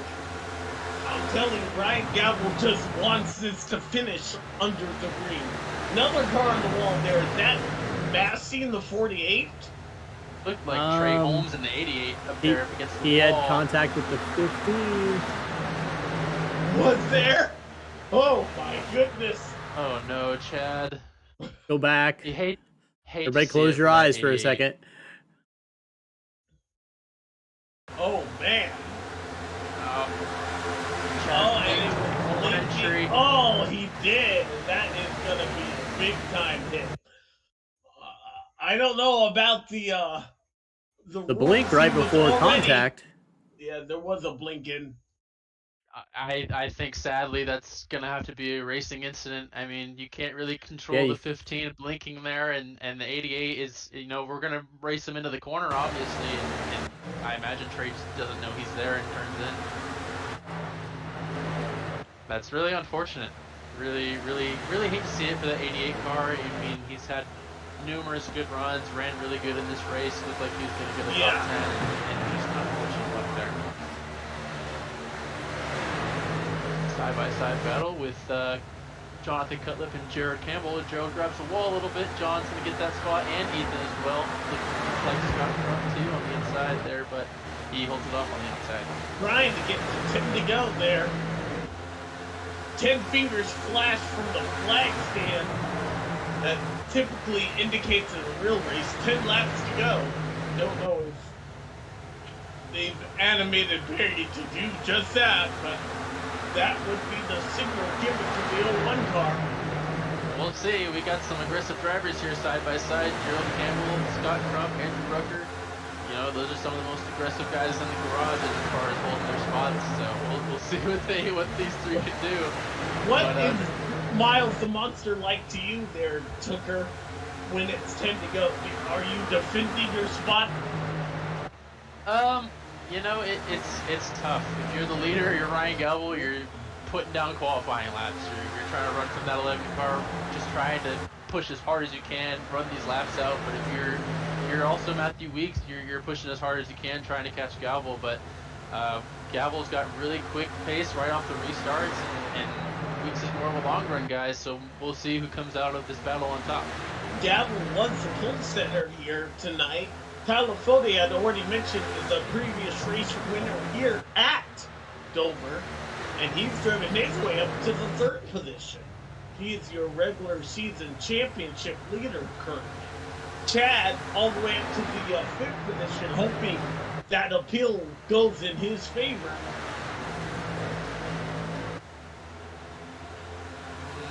Who are we picking to win this race, Alex? I know we got Gavel leading right now, but I had already picked the 01, so I'm hoping. I got the 11. You got the 11? Okay, I can't double up on you, Dave. I was gonna pick the 11. I can't really pick Lake Norman. That's the obvious choice. You know, I don't think he's gonna be able to get it done from this point on the track, but I'm pulling for that 50 car. And I've seen RC run really well here. He typically doesn't like this track, but he's always ran well here. He just never can seem to finish the race. So he's in the fourth position with 5 laps to go, but under attack from the 15 of Chad Fringerfield. Anything can happen when you're under attack from the 15 car. Somebody cue that Jaws music.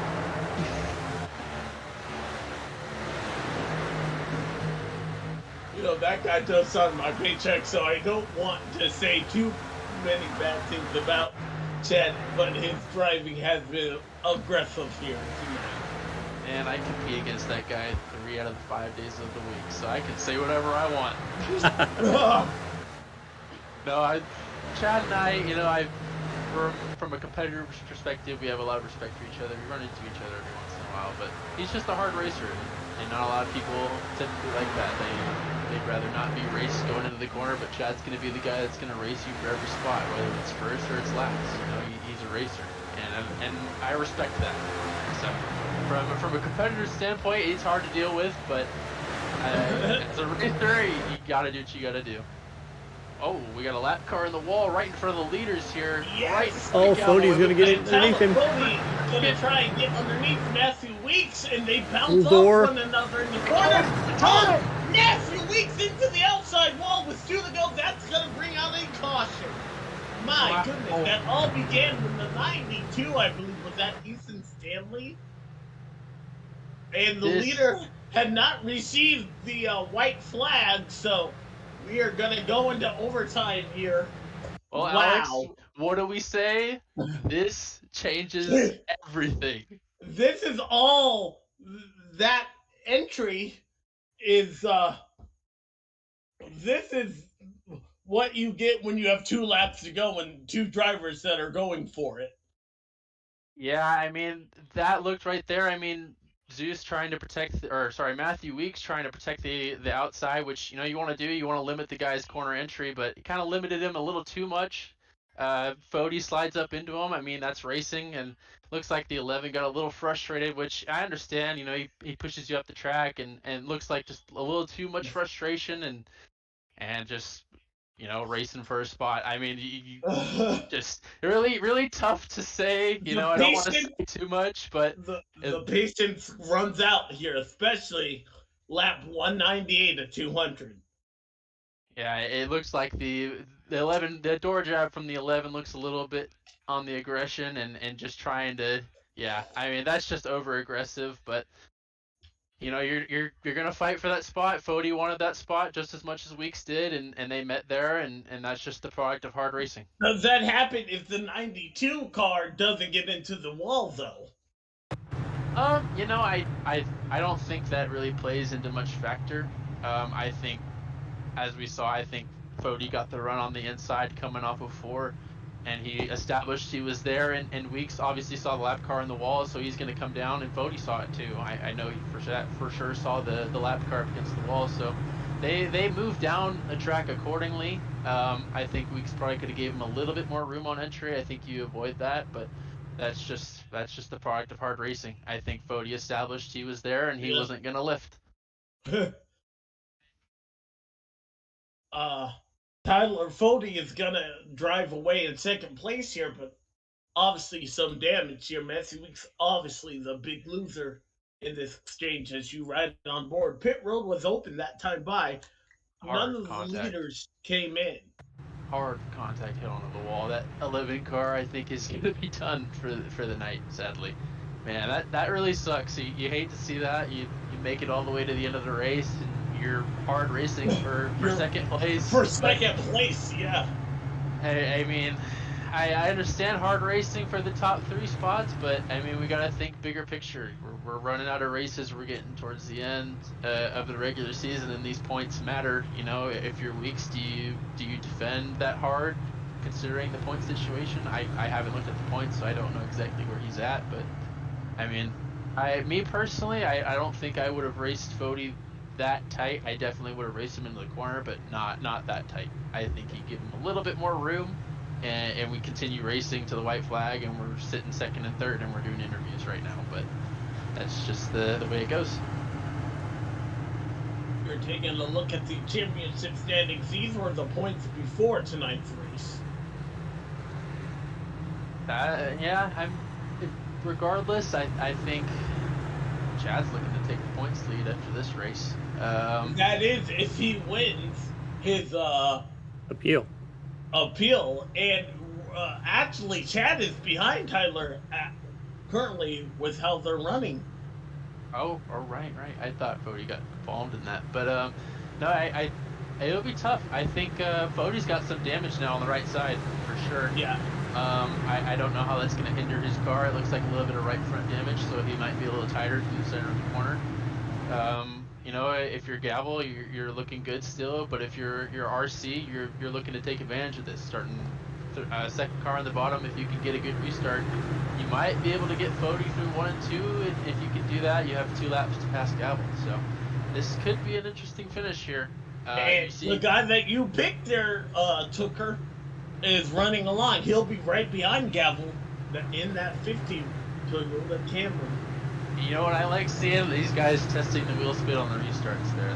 They were jolting forward and back. They were testing the wheel spin, so we'll see if we see an interesting restart here. It looked like it had a lot of grip up there, especially on the top lane, so we'll see if this is a good restart. Miles the Monster, who is going to tame the beast as we are set for our first attempt at overdrive. Green flag is back out. Ryan Gavel on the loud pedal. We are green. 2 laps to settle it here at Dover. Mercy underneath Fody for second. Is he going to clear him? He's going to be clear at the exit of 2. Fody dropping down behind him. Here comes Sean at the bottom. Caution. Oh, man. I knew it was going to be interesting. Ooh, it's on yet. They were spinning in turn 2. Man, I think I like being in the driver's seat. My heart rate is pumping up here, and I'm not even in the car. It's definitely... Hey, now you know my dilemma. I love being and calling the action. Tough to see where this incident is. Yeah, I don't know where it is. There we go. There it is. Wide between... looks like Joshua Clark, a teammate of yours there. And the 13, Braxton Deweese, has not had the best night here tonight. Relatively good start from everybody around him. It looks like Josh goes to fill the middle. Justin takes a wide line, and Justin just comes down. That's mostly just Justin not knowing that Josh is going for that gap, and just comes down and gets turned. Unfortunately, gets the bad end of the deal. Man, if you're Ryan Gavel, does this just take the sting out of things, or do you know, like, hey, I got this in the bag, this is my race? You know, it's tough. You know, you gotta make sure you get another good restart. He got a good start there. He doesn't necessarily have the protection of his teammate anymore. He's got RC Enerson, which is, you know, that's really scary to see behind you in the mirror. You know, I think at least for... Are you talking from experience there? Yes, a little bit. Just a little bit. You know, I think it's going to be tough for Gavel. I think if he gets a good start and Fody goes right with him, it'll be tough for RC to get a run at him. But, you know, he's got at least... I think he can hold off 3rd and 4th. I think it's going to be between our RC and Ryan Gavel up here for the win here. Alrighty. So we'll be right back for the action here. Our 10th restart, or excuse me, our 9th restart of the night momentarily.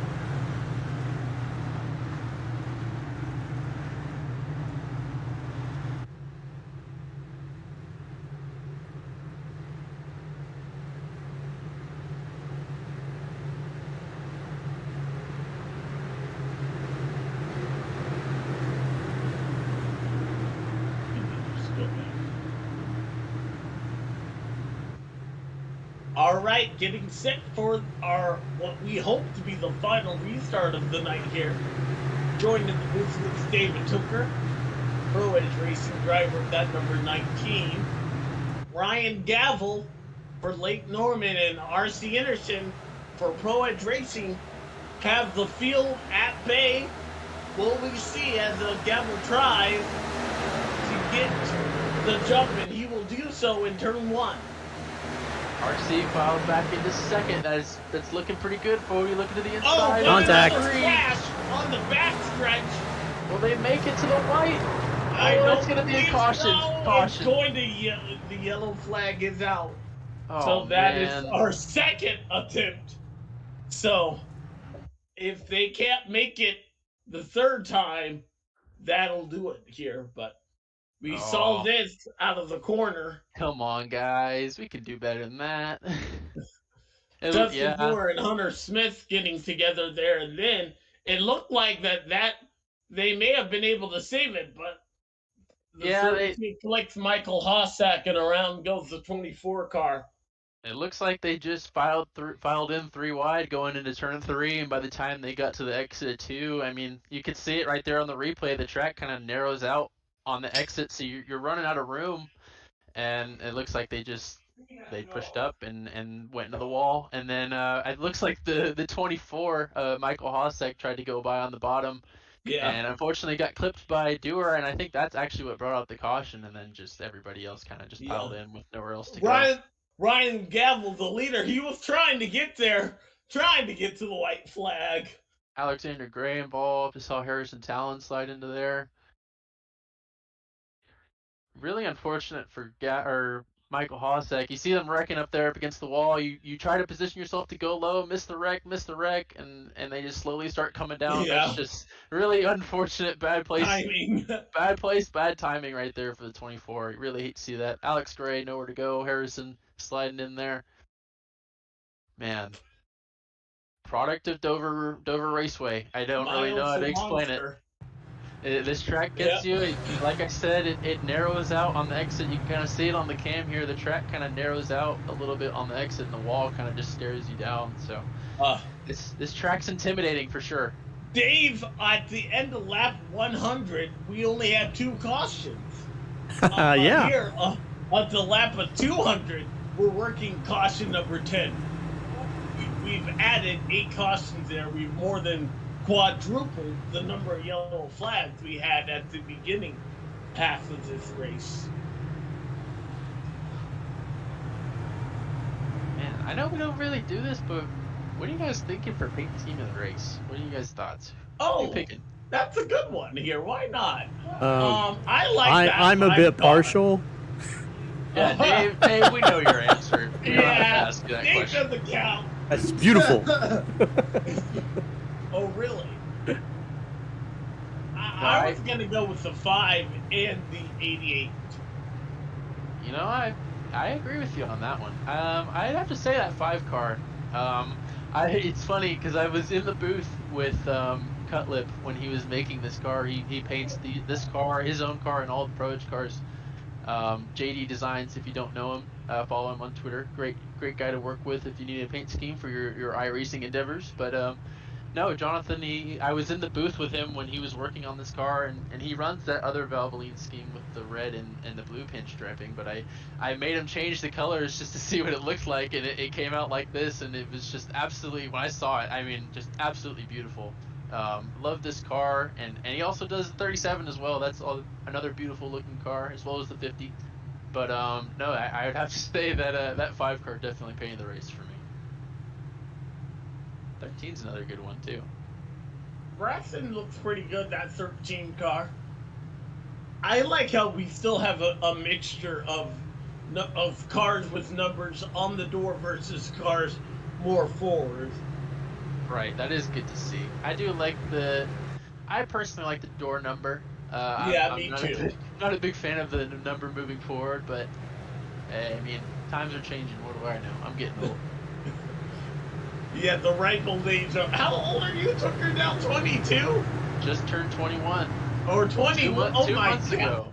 Oh my goodness, that's right. Your birthday was. was. Beer as we speak. Oh my goodness.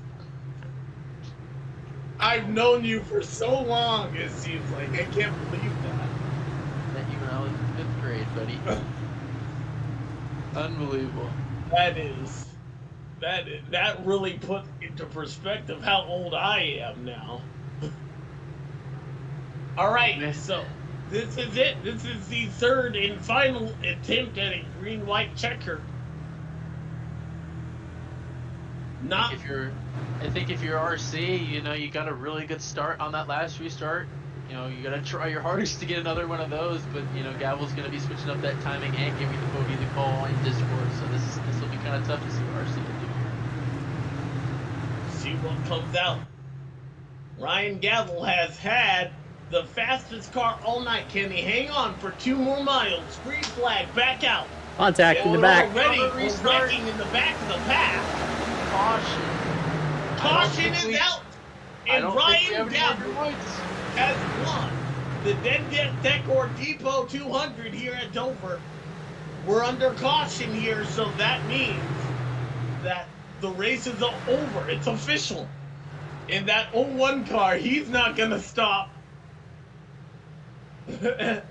he took that at full speed, and he wants everyone to know that that 01 car is finally a winner in 2023. Gavel gets the win at Dover. Sad to say, it ended under caution, but I mean, from what I've seen, he had the fastest car the entire race, put his car up there in position, and getting the pole and keeping it there. That's the most important thing, and it seemed like he did that tonight. So congrats to him on his win, first win of the season, and looks like he might be able to get some more hopefully later on this year. He's been oh so close so many times, but as you had mentioned there, Dave, just seemed to be at the wrong end of some bad luck. How does it feel to have your car in victory lane there? Hey, it's great. Great. I think Gavel needed that time off in Vegas to come back and come out with a vengeance. Yeah, there it is. It's official. R.C. Anderson in second, and I believe Tyler Fody got third. They didn't have to do very much on that last restart, considering they wrecked on the front stretch there. Yeah, Jonathan Cutlip and Chad Frankenfield rounding out your top 5. Congratulations to that 01 car. We'll be able to talk to him in just a few. I'm interested to see if that 15 is holding that spot. Is that still up in the air, or is that established? It is still, but he drove one heck of a race through the field, as we had said. We don't know your definition, because he started deep in the field. He was like 33rd, I believe. Right, 33rd. So hopefully this whole one's going to do a John Force down the front stretch here. I believe this is one of the hardest places to do a burnout, considering the slope banking that you have on the front stretch. Let's see what he's got. How great is burnout? I sadly have not been able to do burnouts here, but yeah, it is very tough with the walls on both sides. He's doing a pretty good job. I was going to ask you, I was like, what there makes... he is. Yeah. That's the good one right there. That's a good shot. Right there. That is. The old classic. That's really tough to do too. You're dragging the brake, you're turning the wheel, and you're also applying the gas. You're doing 3 things at once, and it's tough to do. So, surprised he was able to do it for that long. A solid 8 out of 10 on that burnout. That was pretty solid. Not bad. It gives the Tucker fate of appeal. Let's see if we can start getting in some of our drivers here. I see RC is in the waiting room, so we'll get second place in. Or perhaps. There he is. RC, it's Alex up in the booth. Do you have a copy?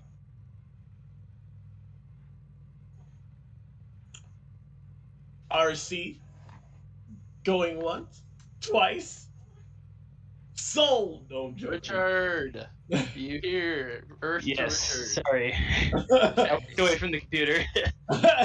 No problem, man. Hey, you just got done with a 2.5 hour race, so um, It was exciting. walk us through your night there. We haven't seen you really, but once the chips fell, it put you up in the second place podium finish there.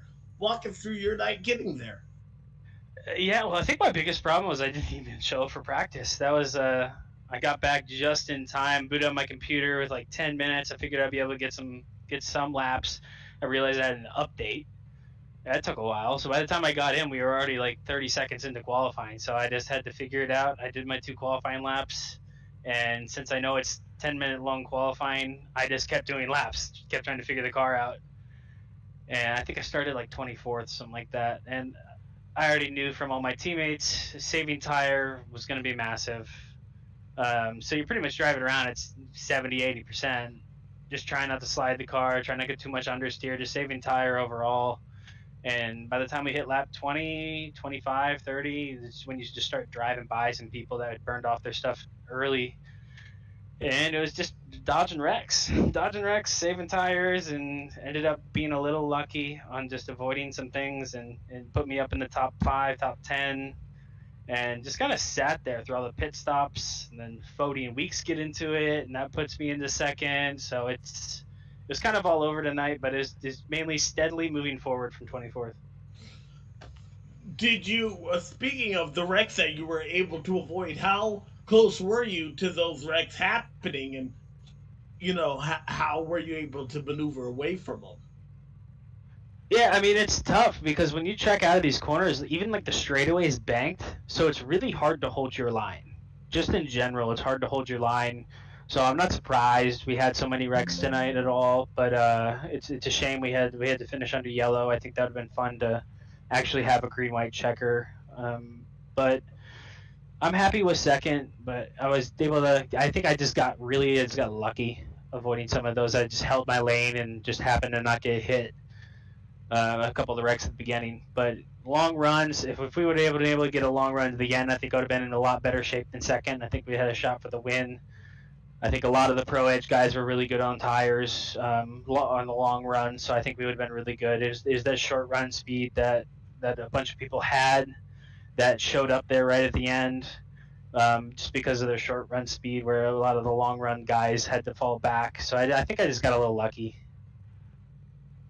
Yeah, RC, that was going to be my next question, was just those last few restarts. We saw you get filed into second, which I will let you know I did pick you to win this race, and I came close. But I saw you get filed down into second a couple times on those last few restarts. Even if it ran green, do you think you could have had a shot at him? Know where to get him? Know where to pass him?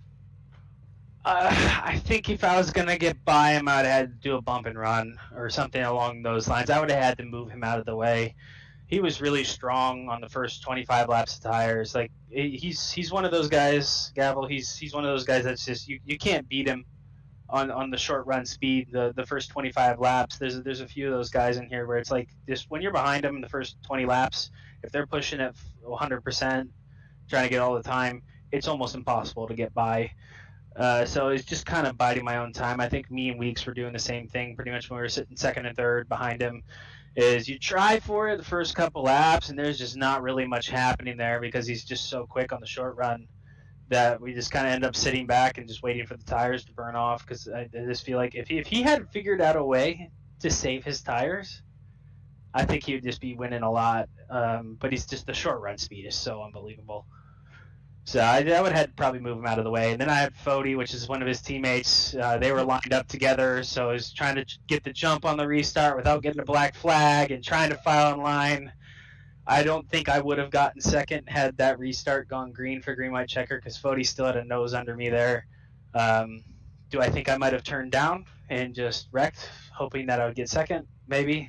But I'm glad the yellow came out a little bit and collect the second place because I haven't had the best finishes this year. I was in the chase in all 3 series last year, and then just this year it's been not really my lucky year. So you say that like you didn't win a 10-second race, second place at Springfield. Yeah, well, it's you win some, you lose some. I don't know. When I look at the points, man, it's it's depressing.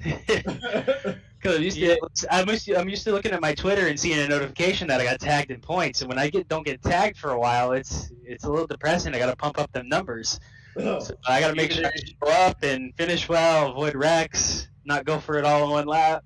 You either win by 10 seconds or you bring back the steering wheel. Yeah, pretty much. That's kind of how it's been this year. It's either a win or last, or I'll give Tooker a 4X and I can go to the back of the field. Well, always give Tooker a 4X. That's, But as second place, want to give you the chance to shout out anyone and anything you'd like as a second place podium race. Yeah, of course, Rayco Machine Engineering Group. They're on every single one of my cars. They've been awesome. I feel like they were extremely good like last year. I need to kind of turn it around for them this year. But X Racing, they've been awesome. We're always up front. All of us have a really good time. Chad, who runs the league, it's not easy to run all these leagues with how many people we got going on right now. So it's a tough job, and I know that by being a race director in a series as well. It's the job that nobody really wants to have, because nobody's ever going to be not everybody's going to be happy. So, but we come out of it. Everybody's at fault at some point. So we come out of it, we move forward. But it's awesome to have everybody here, and you guys up here in the booth. You guys do an awesome job. I love watching these replays back and hearing all the commentary from the outside, even though I'm tunnel vision in the car. So it's a lot of fun. Thanks, guys. All right, that was RC Anderson there. We'll see if we can get our third place driver. Yep, Tyler Fody. Tyler, do you have us in the booth there? I am here. All right, Tyler, walk us through your night. It was eventful, especially with some contact there. Walk us through getting it home in one piece. Yeah, I had a very interesting night. I don't know if you saw it all, but I think I've totaled up 5 moments in the race where I was being spun or hit the wall or something. I mean, it was unbelievable. The first half of the race, I did not know what I was doing. I was trying to save and then be good on the long run, was still terrible. Then I would go early and would still be terrible. Like I did not know what the heck was going on with the car. The 13 was beating me up multiple times, getting spun and put in the wall. We overcame that. And then like the last 50 laps of the race, something just clicked and we started firing off good laps and we're coming back. And yeah, we had a couple yellows, some good restarts, was able to work with Gavel. Was pretty content with third. I think it was like 2 or 3 to go. Running with Weeks there, we were pretty equal on lap times.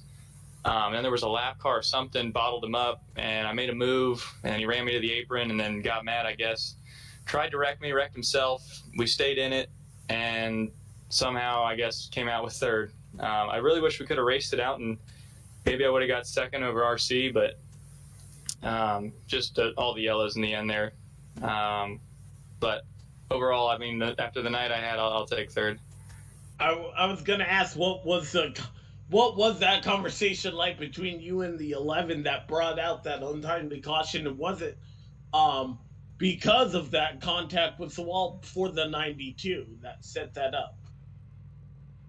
Well, yeah, I was marginally quicker. I mean, like fractionally, I was barely getting closer, but it wasn't going to be anything to be worth much with 2 laps to go. Like I was still a couple car lengths, and I wasn't going to gain that time back in 2 laps. But yeah, I think it was Stanley got the wall or something, and Weeks kind of checked up on exit of 4 and then was going low, and I got a big run from that.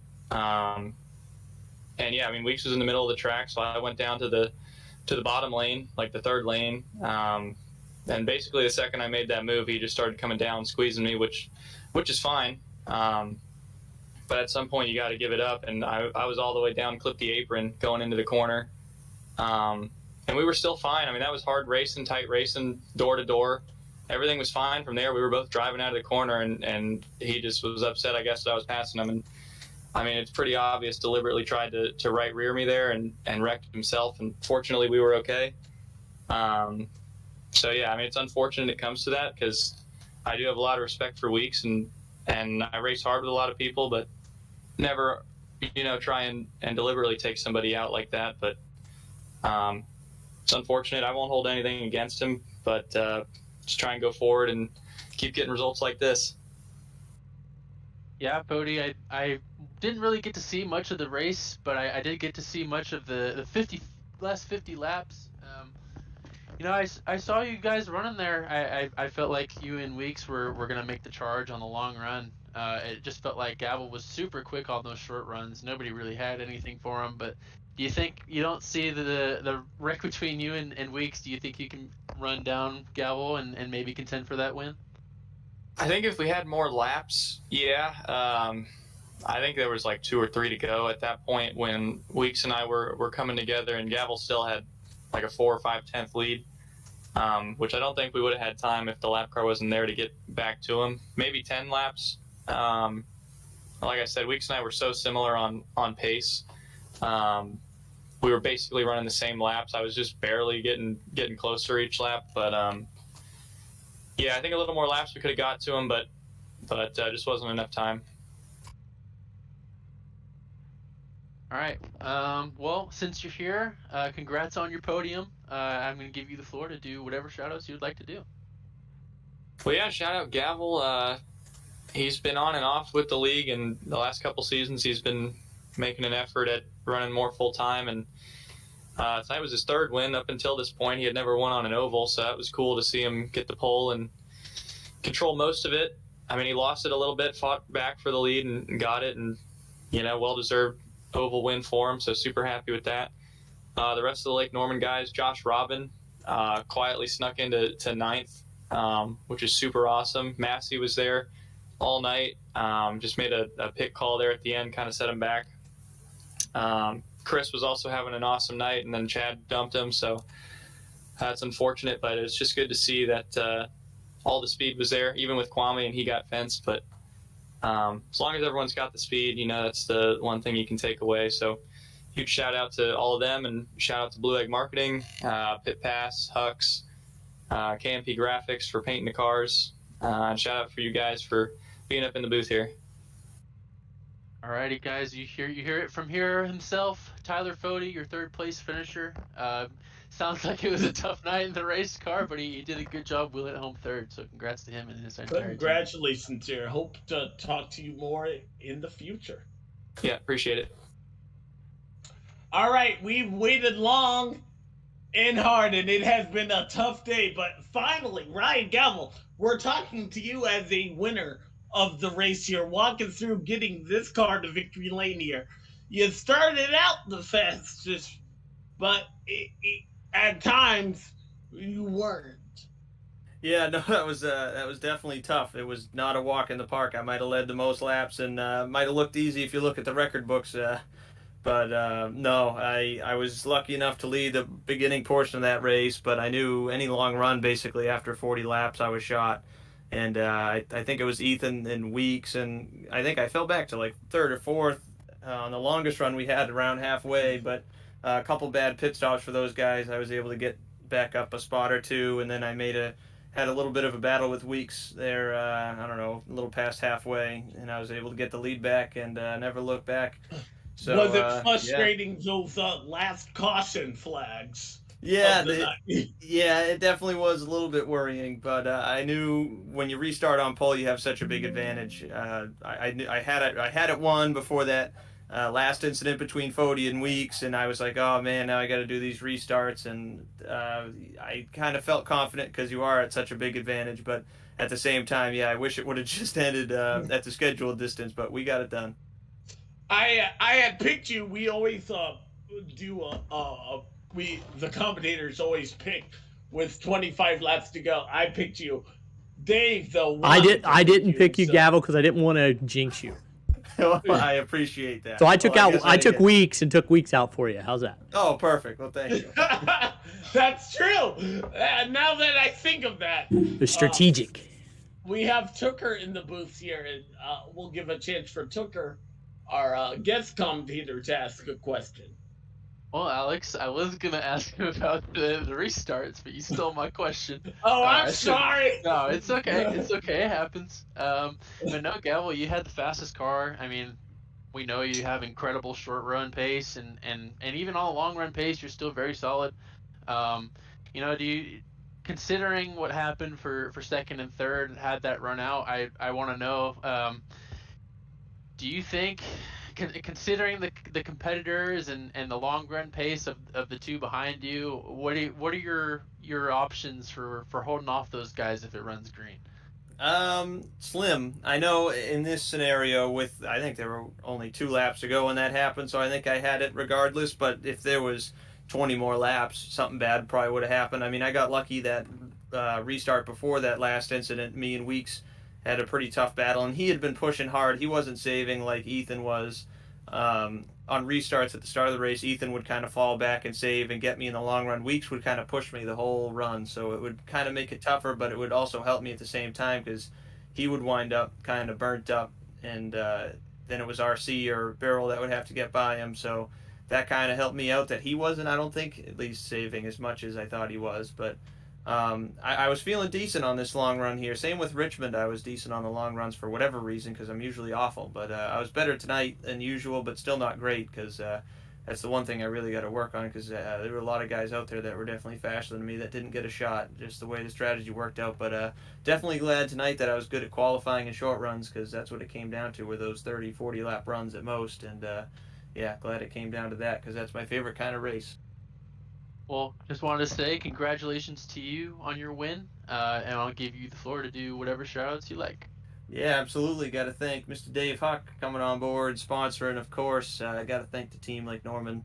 The team had a pretty good run tonight. Fody didn't have all that much speed, and he ended up finishing third. So I had a couple other guys that maybe should have had better runs, Chris and Nick, and they were all up front and wound up in the back. Josh Rodman, top 10, was good. So good night for Lake Norman. Good night for you guys. I'm sure up here in the booth, I'll have to go back and watch the broadcast. Got to thank all the admins as usual. They had to deal with some chaos there at the end, but it'll all be fun to watch back. And I had a wonderful time, I'll tell you that. Leading most of the race and winning is never something to complain about. So, yeah, it was a good race, I thought, other than the very end. But, yeah, thank you guys. Thank everybody at Elite. It was a good win. It's been a while. I was gonna say, man, this puts you in the chase here, and you finally got that monkey off your back of your first win of 2023. How does this set you up for your 2023 Season 8 championship run?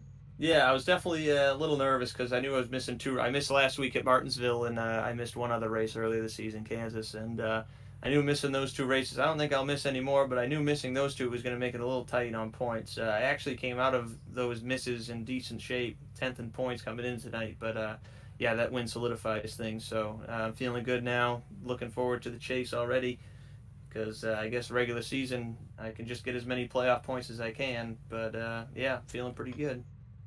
Well, congratulations, man. You're the winner of tonight's race for the JoinAPS.com Cup Series. Yeah, thanks, guys.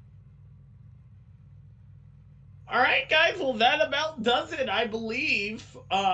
We can kick it off until we go to Pocono. Tucker, are you going to be in the field, or do you have somebody else to help move? Oh, I'm there this time. That is one of my Pocono is one of my favorite tracks. Unfortunately, I've ran out of fuel there a couple times, but you know I'm excited for Pocono and the further races in the season. All right. I look forward to. Hopefully, we'll be talking to you, or you'll be our last talker there next week. But thank you for taking the time to talk with us here tonight. Yeah, of course. Thank you guys for having me on board here. I love being a part of it. I love the top down view, the bird's eye view of what's going on. It almost gives you a new sense of what's really going on out there in the track. Yeah. You know, I've been stuck to the driver's perspective for so long, so it's really cool to come up here and see it from your guys' perspective. Dave is always the best at producing this, and we could not do it without what he does. So, thank you, Dave. I love what you're doing up here. Thanks. Awesome. We get to do it again right, next week. You know what the name of the next week's race is? The Decor Depot 200. Yes, it's the same name that we just had today, so I don't have to change anything for next week. Oh, well, there you go. You're already halfway there. It's 83 laps, but it's 200 miles. Take the night off, Dave. You deserve it. No. But from all of us here from the JoinAPS.com Cup Series and the Elite Racing Network. I'm Alexander Nedd. He's Dave Huckleberry. That is David Tooker, and we will see you guys next week.